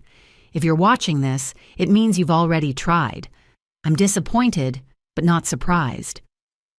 She turned her attention directly to the camera as if speaking to me. "Doreen, don't let them make you feel guilty. They've made their choices. Use the money to build a good life, help others be the person I know you are. And remember, family isn't about blood. It's about love, respect, and integrity." The video had more legal details, but I paused it there. The room was tomb silent, except for Mom's renewed tears. "She knew," Dad said hollowly. "All this time, she knew what we were thinking." "Apparently so," Mr. Hartley said. "She also took precautions. The will is ironclad. Any attempt to challenge it triggers the nuclear clause she mentioned earlier. All personal effects, photos, heirlooms. Everything gets liquidated and donated to charity." "She wouldn't," Mom whispered. "She would, and she did," I said. "She protected me even knowing it would hurt you. That's how much your greed disappointed her." Officer Martinez had been taking notes throughout. "This video certainly provides context, but we still need to address the current legal issues, the breaking and entering, the fraud allegations." I turned to my family. "This is your last chance. Sign the confessions, acknowledge what you did, accept the restraining orders, get help for whatever drove you to this, or face the full legal consequences." "What about our debts?" Madison asked desperately. "What about my children, their college funds?" "That's no longer my problem. You made it not my problem when you tried to have me committed." "Doreen, please." Mom reached out to me. "We're still your family. Despite everything, we're still family." "No," I said firmly. "Family doesn't do this. Family doesn't plot and scheme and betray. You're just people I happen to share DNA with." Mr. Hartley produced 3 sets of documents. The confession agreements are straightforward.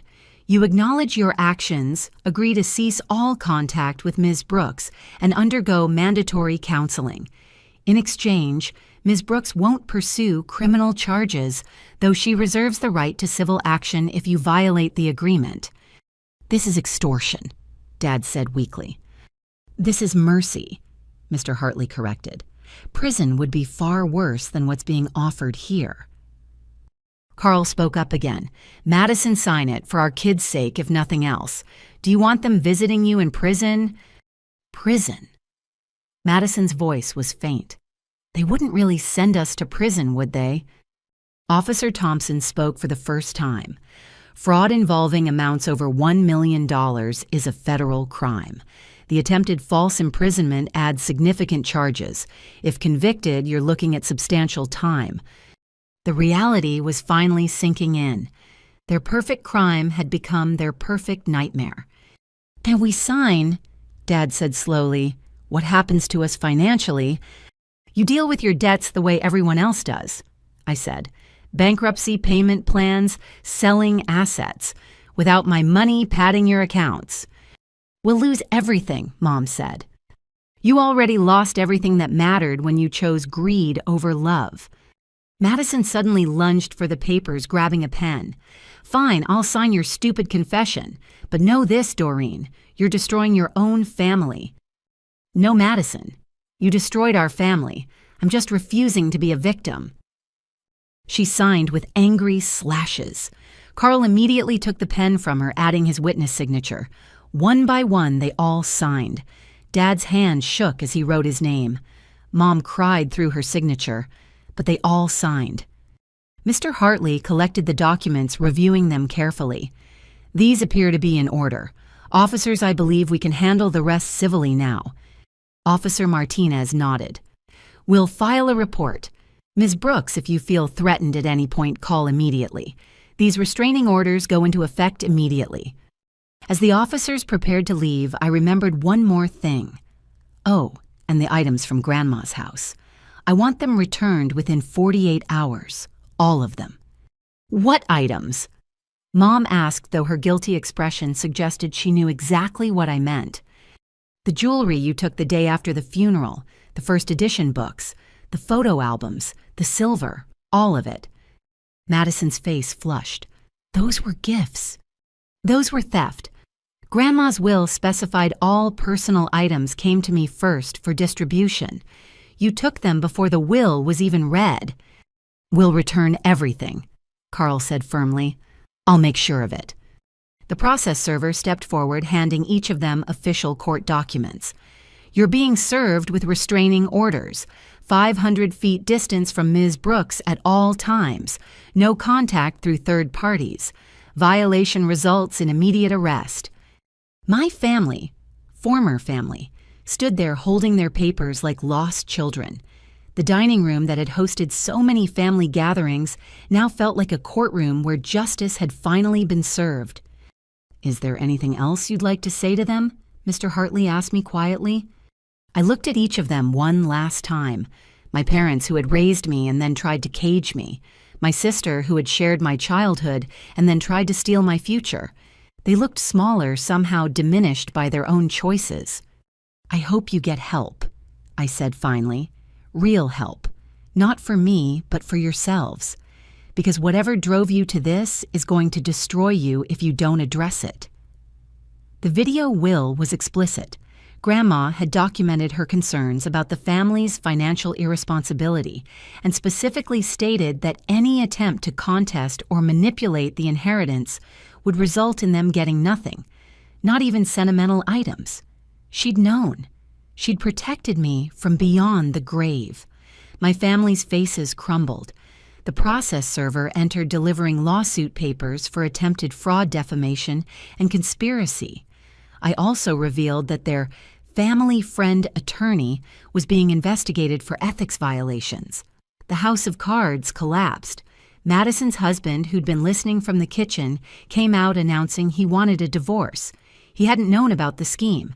Dad received a call from his employer about the misuse of company resources for personal legal matters. Mom's society friends had already been informed about the scandal. The process server, a young man who'd clearly seen his share of family drama, handed over the papers with professional efficiency. Each document was another nail in the coffin of their conspiracy. Restraining orders, cease and desist notices, civil lawsuit documentation. The weight of legal consequences made their shoulders sag with each new paper. Carl's announcement of divorce cut through the legal proceedings like a scalpel. I can't do this anymore, Madison. I thought I knew you, but the woman I married wouldn't have done this. Carl, please. Madison reached for him, but he stepped back. We can work through this. It was a mistake. A mistake you planned for months to have your sister institutionalized. You broke into her home. You tried to steal millions of dollars. That's not a mistake, that's a crime spree. I did it for us, for our family. You did it for greed, and you've destroyed our family in the process. He turned to me, his expression pained. Doreen, I'm sorry. I should have seen the signs, should have questioned where she was going, what she was doing. This isn't your fault, Carl, I said, meaning it. He'd been as much a victim of Madison's deception as I had. Dad's phone rang, shattering the moment. He looked at the caller ID and paled. It's Harris. Harris was his boss at the accounting firm where Dad had worked for 25 years. With shaking hands, he answered. We could only hear his side of the conversation, but it was enough. Yes, sir, I understand. No, yes, I know the company policy, but Monday, yes, sir. He hung up, aging 10 years in 30 seconds. They know about the company computer being used for personal legal matters, the emails to Preston Law, the research on conservatorship laws during business hours. I'm suspended pending investigation. Robert, Mom gasped. Your job is gone, Dad finished hollowly. 25 years and it's gone. The dominoes were falling faster now. Mom's phone buzzed with text after text. She read them with growing horror. The garden club knows, the library board, the women's auxiliary. They're asking me to step down from my positions. How? Madison demanded. How do they know already? Mr. Hartley cleared his throat. Public records, Mrs. Walsh. Restraining orders are public documents. The civil lawsuit will be public knowledge by morning. In a town this size, news travels fast. You've ruined us. Mom turned on me with venom. Your own family and you've ruined us. You ruined yourselves the moment you decided I was worth more as a paycheck than a daughter. Madison's phone was ringing now. She looked at it with dread. It's the PTA president. I'm supposed to run the spring fundraiser. She didn't answer. We all knew what that call was about. In small communities, reputation was everything. Their elaborate scheme had cost them not just money, but their social standing, their careers, their marriages. The items from Grandma's house, I reminded them, 48 hours. How are we supposed to do that with restraining orders? Dad asked bitterly. Carl can serve as intermediary, Mr. Hartley suggested. He's not named in the orders. Carl nodded. I'll handle it. Make an inventory. Return everything. Even the ring, Madison asked plaintively. Grandma's engagement ring. She said I could have it. She said that before she knew you were plotting against me, I replied. Everything comes back. Officer Martinez, who had been observing quietly, finally spoke. I think we're done here. Mr. Hartley, Ms. Brooks will be in touch if we need anything else. As the officers left, the reality of the situation seemed to fully hit my family. They weren't just losing the inheritance they'd counted on. They were losing everything they'd built their lives around. Where will we go? Mom asked no one in particular. With the second mortgage, we can't afford the house. Robert's lost his job. Our friends won't speak to us. Maybe you should have thought of that before you tried to have me committed, I said, exhaustion finally creeping into my voice. Madison turned to Carl one more time. The kids. What do we tell the kids?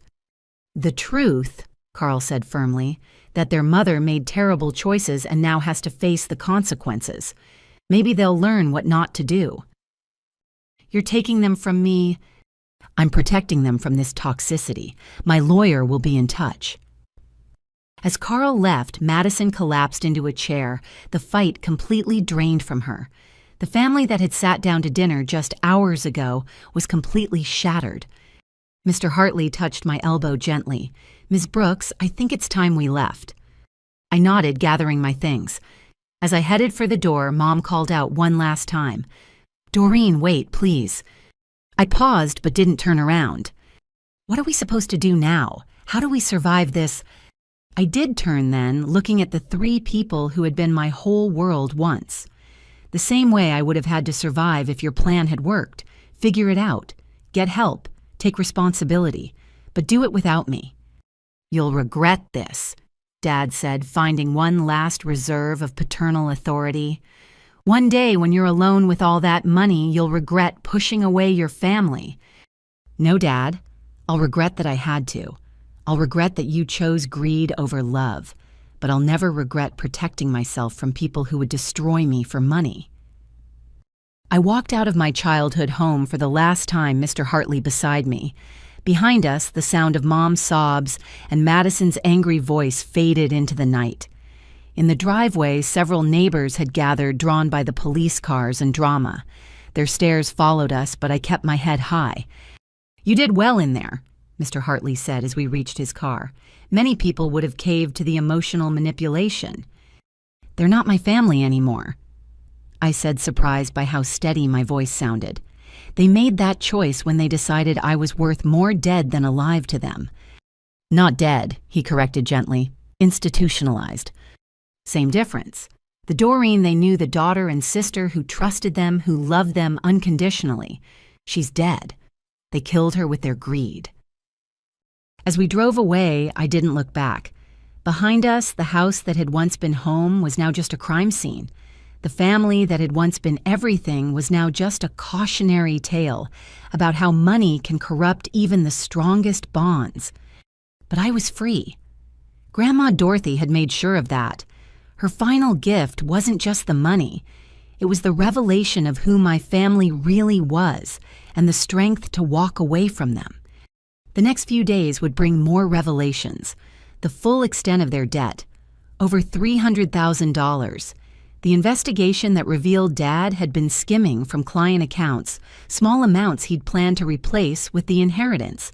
Madison's credit card fraud using my Social Security number to open accounts. Mom's gambling addiction that had drained their retirement. Each discovery was another confirmation that I'd made the right choice. They hadn't just been planning to steal my inheritance. They'd been stealing from everyone around them, living lies within lies, constructing elaborate facades to hide their greed and desperation. The local newspaper picked up the story. Family fraud scheme unravels. The article was careful to avoid libel, but the facts were damning enough. Within a week, Dad's termination from the accounting firm was official. Mom's social positions evaporated. Madison's husband filed for divorce and full custody. They'd wanted Grandma's money to maintain their illusions. Instead, losing it had exposed every ugly truth they'd been hiding. I left that house for the last time feeling simultaneously heartbroken and liberated. The legal proceedings moved quickly. Faced with overwhelming evidence, my family settled out of court. They were required to attend therapy for their actions, pay my legal fees, and maintain a 500-foot distance from me. I donated a portion of my inheritance to mental health charities in Grandma's name. A pointed message about their weaponization of mental health. Madison's marriage ended, and she had to sell her house. Dad took early retirement in disgrace. Mom lost her position on various charity boards. But the most surprising outcome, 6 months later, I received a letter from my teenage cousin, Sarah Madison's daughter, thanking me for exposing the truth about her parents' greed and manipulation. The immediate aftermath was a whirlwind of legal procedures and emotional processing.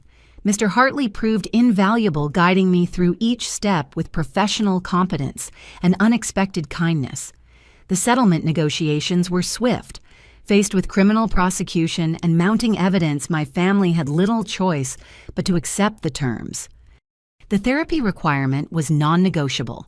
Dr. Sarah Winters, who had evaluated me, recommended a colleague who specialized in family dysfunction and financial crimes. "They need to understand what drove them to this," she explained. "Otherwise, they'll just find new victims." The restraining orders went into effect immediately. 500 feet meant they couldn't shop at our usual grocery store. If I was there, couldn't attend community events. If I was present, couldn't even drive past my apartment building. The invisible barriers were more effective than any physical walls. Paying my legal fees added insult to injury for them. The bill was substantial. Mr. Hartley's firm didn't come cheap, and the private investigator's services had been extensive. It would take them years to pay it off, a constant reminder of their failed scheme. I found a new apartment across town, a fresh start, in a space untainted by their attempts to invade my privacy. The building had excellent security, a necessity now that I understood how far family could fall. As I unpacked boxes in my new home, I felt the strange duality of grief and relief. Grief for the family I'd thought I had relief at escaping the family they actually were. The decision to donate to mental health charities came easily. I established the Dorothy Brooks Foundation for Mental Health Advocacy, focusing on protecting vulnerable individuals from financial exploitation disguised as caregiving. The irony wasn't lost on anyone. My family had tried to use mental health as a weapon, and now I was using my inheritance to shield others from similar abuse. The first donation went to an organization that educated families about conservatorship abuse. The second funded legal aid for people fighting involuntary commitments. The third supported research into financial exploitation of the elderly and mentally ill. Each check I wrote felt like a small victory for Grandma and her values. Madison's divorce proceeded rapidly. Carl, freed from the web of deception, proved to be a formidable opponent in court. The breaking and entering charge, the conspiracy evidence, and her financial fraud made custody a foregone conclusion. She lost the house, the kids, and any claim to respectability. I heard through the grapevine that she'd moved in with our parents, 3 failures huddled together in their mortgaged house. The irony of her dependence on them while they faced their own financial ruin was poetic justice. Dad's disgrace was more public. The accounting firm's investigation revealed not just misuse of resources, but actual embezzlement. Small amounts over years, always planning to pay it back when Mom's inheritance came through. He avoided jail time by agreeing to restitution, but his professional reputation was destroyed. 25 years of building a career gone in a matter of weeks. His early retirement came with no party, no gold watch, no well wishes from colleagues, just a box of personal items and a lifetime ban from the profession he'd devoted himself to. The man who'd lectured me about responsibility had lost everything through his own irresponsibility. Mom's social fall was perhaps the most complete. In a small town, social standing was currency, and she'd spent all of hers. The garden club presidency she'd held for 15 years was stripped away. The library board position she'd used to feel important dissolved. The women's auxiliary she'd helped found asked her to resign. She became a ghost in her own community, avoided at the grocery store, whispered about at the coffee shop. The woman who'd built her identity on appearances now had nowhere to appear. But 6 months into this new reality, something unexpected arrived in my mailbox. A letter addressed in careful teenage handwriting. Sarah Walsh, Madison's eldest daughter, my 16-year-old cousin. Dear Aunt Doreen. It began. I hope it's okay that I'm writing to you. I know there's a restraining order, but Mom says it doesn't apply to me, and Dad says I should follow my conscience. The letter continued, each word carefully chosen. I wanted to thank you for exposing the truth. I know that sounds weird, thanking someone for destroying my family, but you didn't destroy it. You revealed what was already broken. She went on to describe the toxic environment she'd grown up in, the constant focus on money, the jealousy directed at me, the lessons in greed disguised as family loyalty. Mom used to say you thought you were better than us. Now I understand you just were better. You worked for what you had while they waited for someone else to die. The maturity in her words was heartbreaking. At 16, she understood truths that her parents at 40 couldn't grasp. She told me about starting therapy, about her younger brother's confusion, about living with her father, and trying to build a life based on integrity instead of greed. I'm getting a job this summer, she wrote. Dad says I don't have to, but I want to know what it feels like to earn something instead of expecting it. Maybe someday when the restraining order is done, we could have coffee. I'd like to know the aunt my mother was so jealous of. I cried reading that letter. Cried for the relationship we'd lost, for the children caught in their parents' web of greed, for the young woman finding her way through the wreckage. I wrote back immediately telling her how proud I was, how welcome she'd be in my life when legally possible, how her grandmother Dorothy would have loved her strength. That letter marked a turning point. I'd been so focused on what I'd lost that I hadn't considered what might be gained. Sarah represented hope. That the next generation could learn from their parents' mistakes, that greed wasn't genetic, that integrity could bloom even in toxic soil. I threw myself into the foundation work, finding purpose in protecting others. We funded educational programs about financial elder abuse. We supported legal clinics that helped families navigate conservatorship laws ethically. We created resources for people like me who discovered their families valued money over relationship. The work was healing. Each person we helped felt like a small redemption. Grandma's money, which had revealed the worst in her children, was now revealing the best in strangers. Her legacy became not the greed she'd exposed, but the good that came from that exposure. 3 months after the confrontation, I received notice that my family had completed their first phase of mandatory therapy. The psychologist's report shared as part of the settlement was illuminating. Dad showed signs of narcissistic personality disorder with financial fixation. Mom displayed dependent personality traits with a gambling addiction. Madison exhibited antisocial behaviors with a pattern of manipulation. They were broken people who tried to break me to fix themselves. Understanding that didn't excuse their actions, but it helped me process my own emotions. They weren't evil masterminds. They were desperate, damaged individuals who'd chosen the wrong solution to their problems. The restraining orders held firm. A few times in those early months, I'd spot one of them at a distance. Mom at the farmer's market quickly leaving when she saw me. Dad driving past my office, carefully maintaining the required distance. Madison at the mall with the kids herding them away when our eyes met. Each sighting was a reminder of the life we'd shared and the choices that had severed it. But as time passed, the pain lessened. The acute grief transformed into a dull ache, then into acceptance. They'd made their choices. I'd made mine. We were living with the consequences. 1 year later, I stood in the garden of the women's shelter I'd founded with part of my inheritance, the Dorothy Haven. It specialized in helping women escape financial abuse from their families. My story had inspired dozens of others to come forward about similar experiences. I'd learned that blood doesn't always mean family, and that sometimes the greatest act of self-love is walking away from those who claim to love you while plotting your downfall. Grandma Dorothy's portrait hung in the main hall with her favorite quote, "Truth has a way of surfacing dear. Make sure you're swimming when it does." I still grieved the family I thought I had, but I'd gained something more valuable, the freedom to build a life based on genuine connections. The shelter's first success story was a woman whose siblings had tried to steal her inheritance through similar means. As she hugged me after winning her case, she whispered, "Thank you for showing me it's okay to choose yourself." That's when I knew Grandma's money had found its true purpose. The Dorothy Haven Women's Shelter opened on a crisp autumn morning exactly 1 year after that fateful family dinner.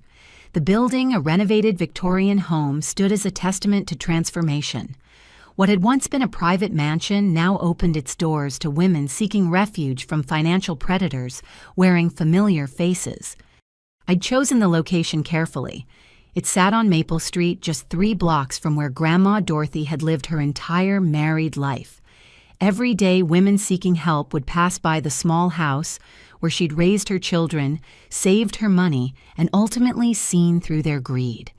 The proximity felt like poetic justice. The opening ceremony was small but meaningful. Sarah attended with Carl's permission, representing hope for the next generation. Mr. Hartley came having become not just my lawyer, but a trusted advisor. Dr. Winters spoke about the intersection of financial abuse and psychological manipulation. The mayor, who'd known my family for decades, carefully avoided mentioning them while praising the shelter's mission.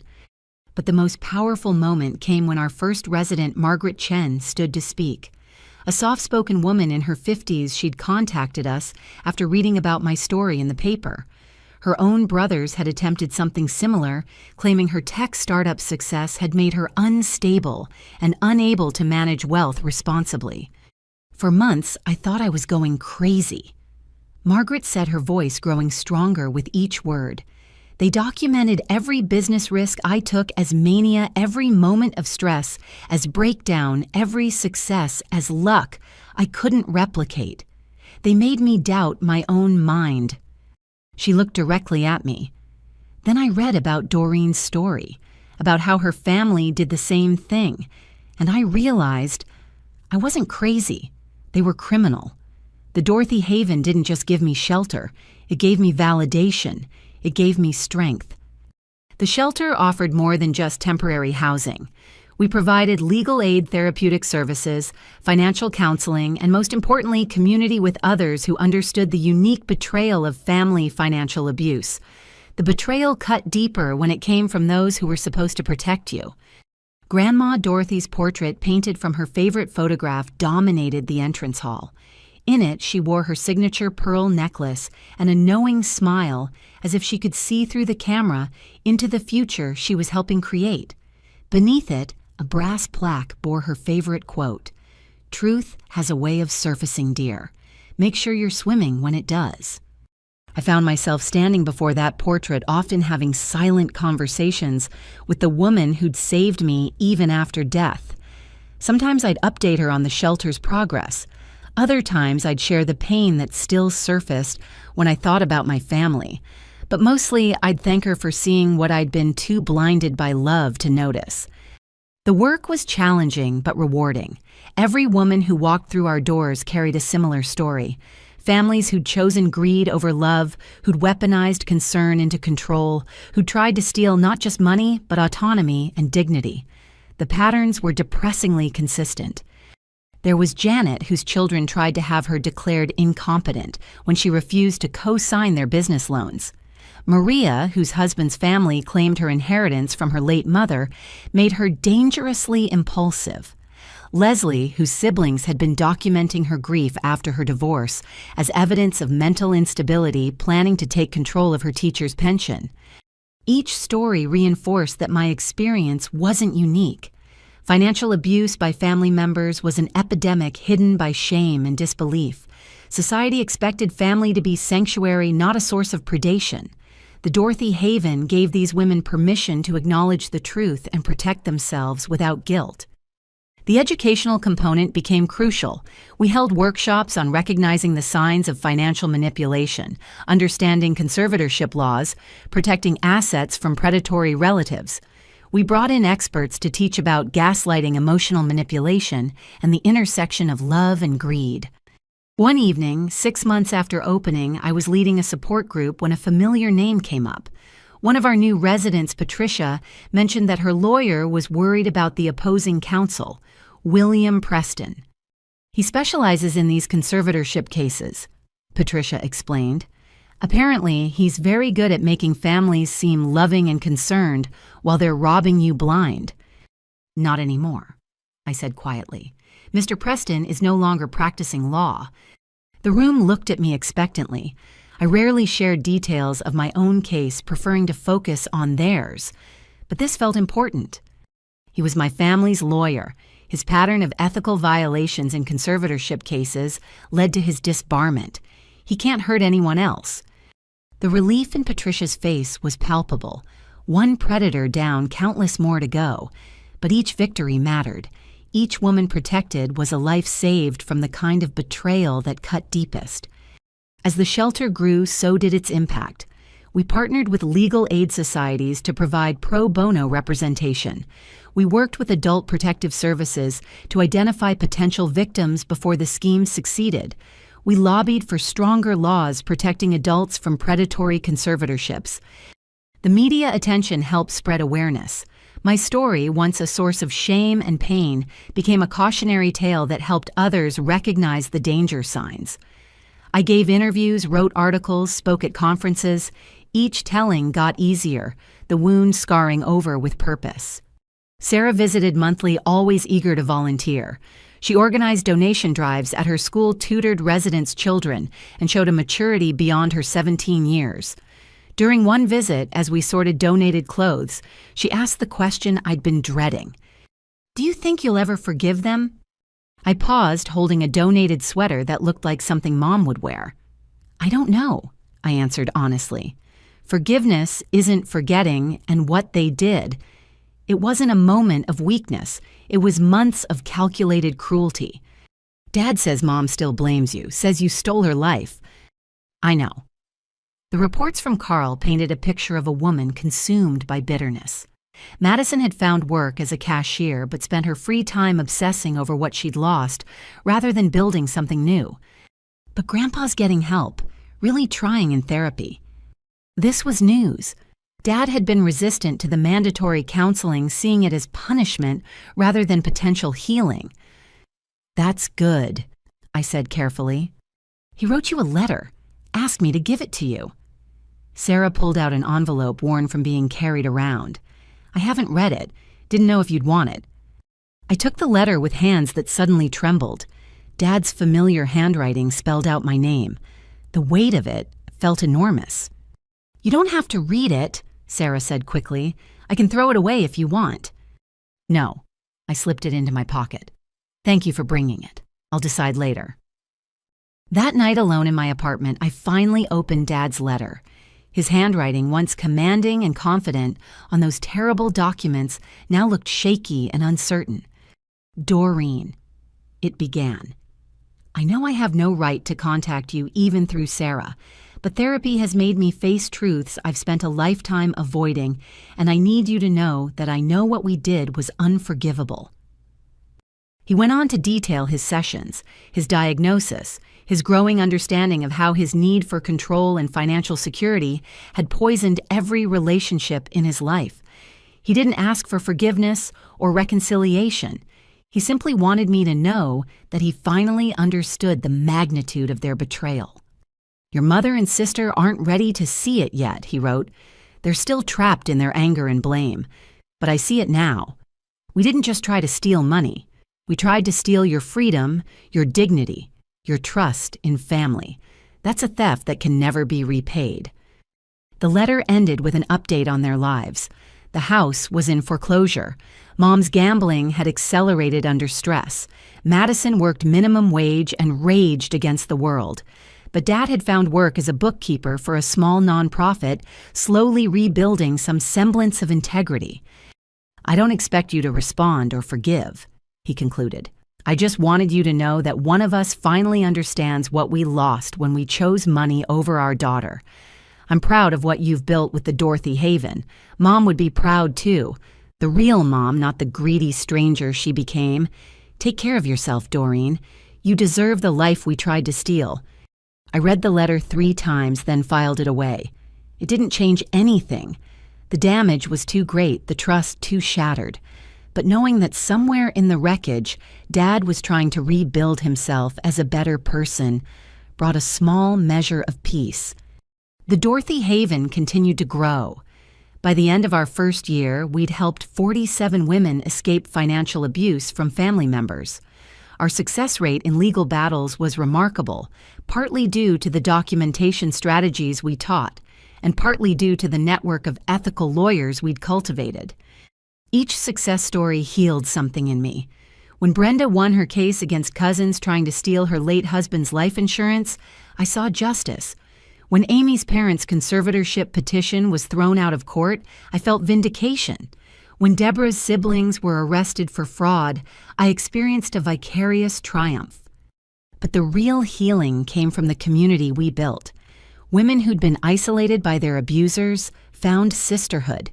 Those who'd been gaslit into doubting their own minds discovered validation.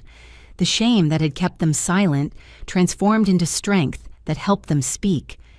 During one particularly meaningful evening, Margaret Chen returned to speak at our anniversary dinner. She'd not only kept her company, but expanded it, using her experience to build better safeguards for other entrepreneurs. She'd also started dating again, learning to trust, after betrayal. "The Dorothy Haven gave me more than legal help," she told the assembled group. "It gave me permission to prioritize myself without guilt, to recognize that family isn't entitled to destroy you just because they share your blood." As I looked around the room at dozens of women nodding in recognition, I realized this was Grandma Dorothy's true legacy. Not just the money, but the wisdom to protect it and use it for good. Not just the inheritance, but the understanding that some people would try to steal it. Not just the wealth, but the strength to defend it. The evening ended with a toast, Sarah, now 18 and preparing for college with a scholarship she'd earned herself, raised her glass of sparkling cider. To Dorothy Brooks, she said, who saw the truth and made sure her granddaughter could swim when it surfaced. To Dorothy Brooks, the room echoed.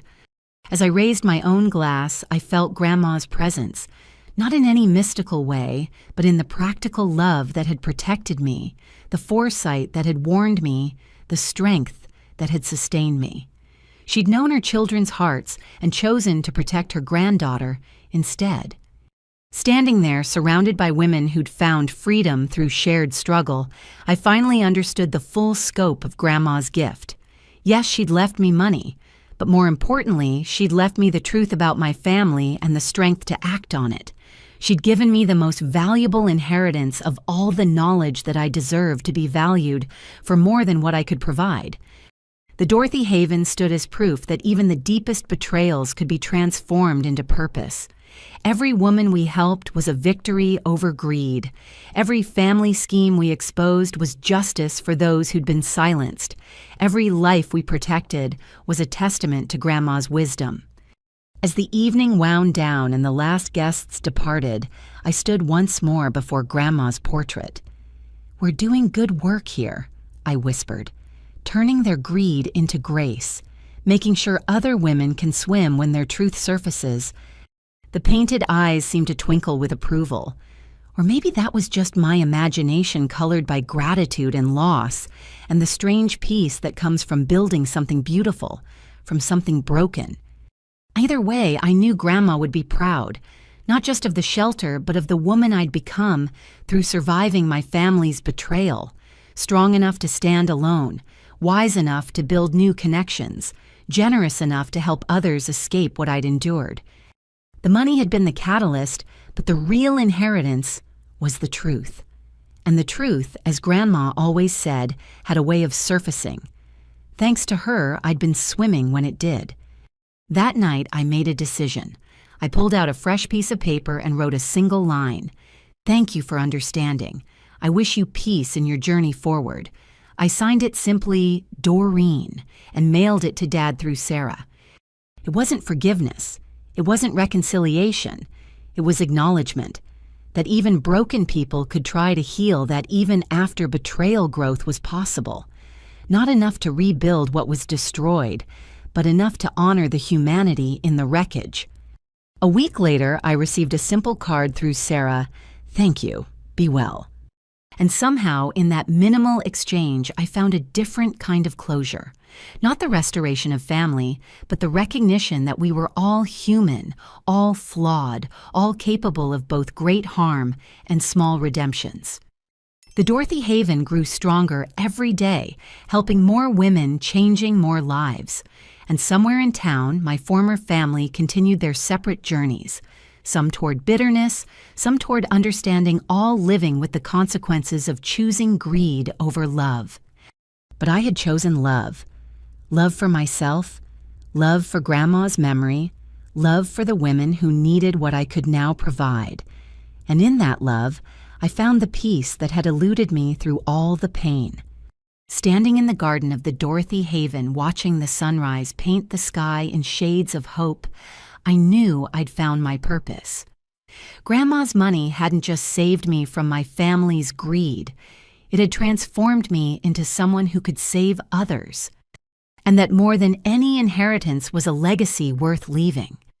As I turned to go inside and prepare for another day of fighting the good fight, one final thought crossed my mind. A question for everyone who might read this story, who might recognize themselves in either role. What would you do if you discovered your family valued your worth more than your well-being? Would you have the strength to choose yourself, even if it meant losing everyone you thought loved you? Can you recognize the signs of financial abuse disguised as family concern?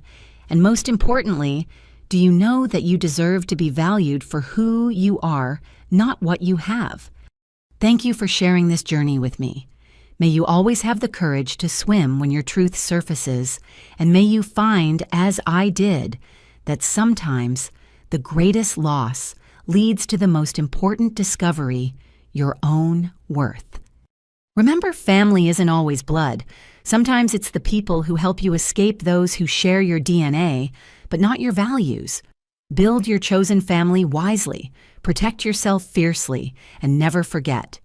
You deserve love that doesn't come with a price tag. Until we meet again in another story, stay strong, stay aware, and always trust your instincts when something feels wrong. Because sometimes the people who claim to love you most are the ones plotting your downfall.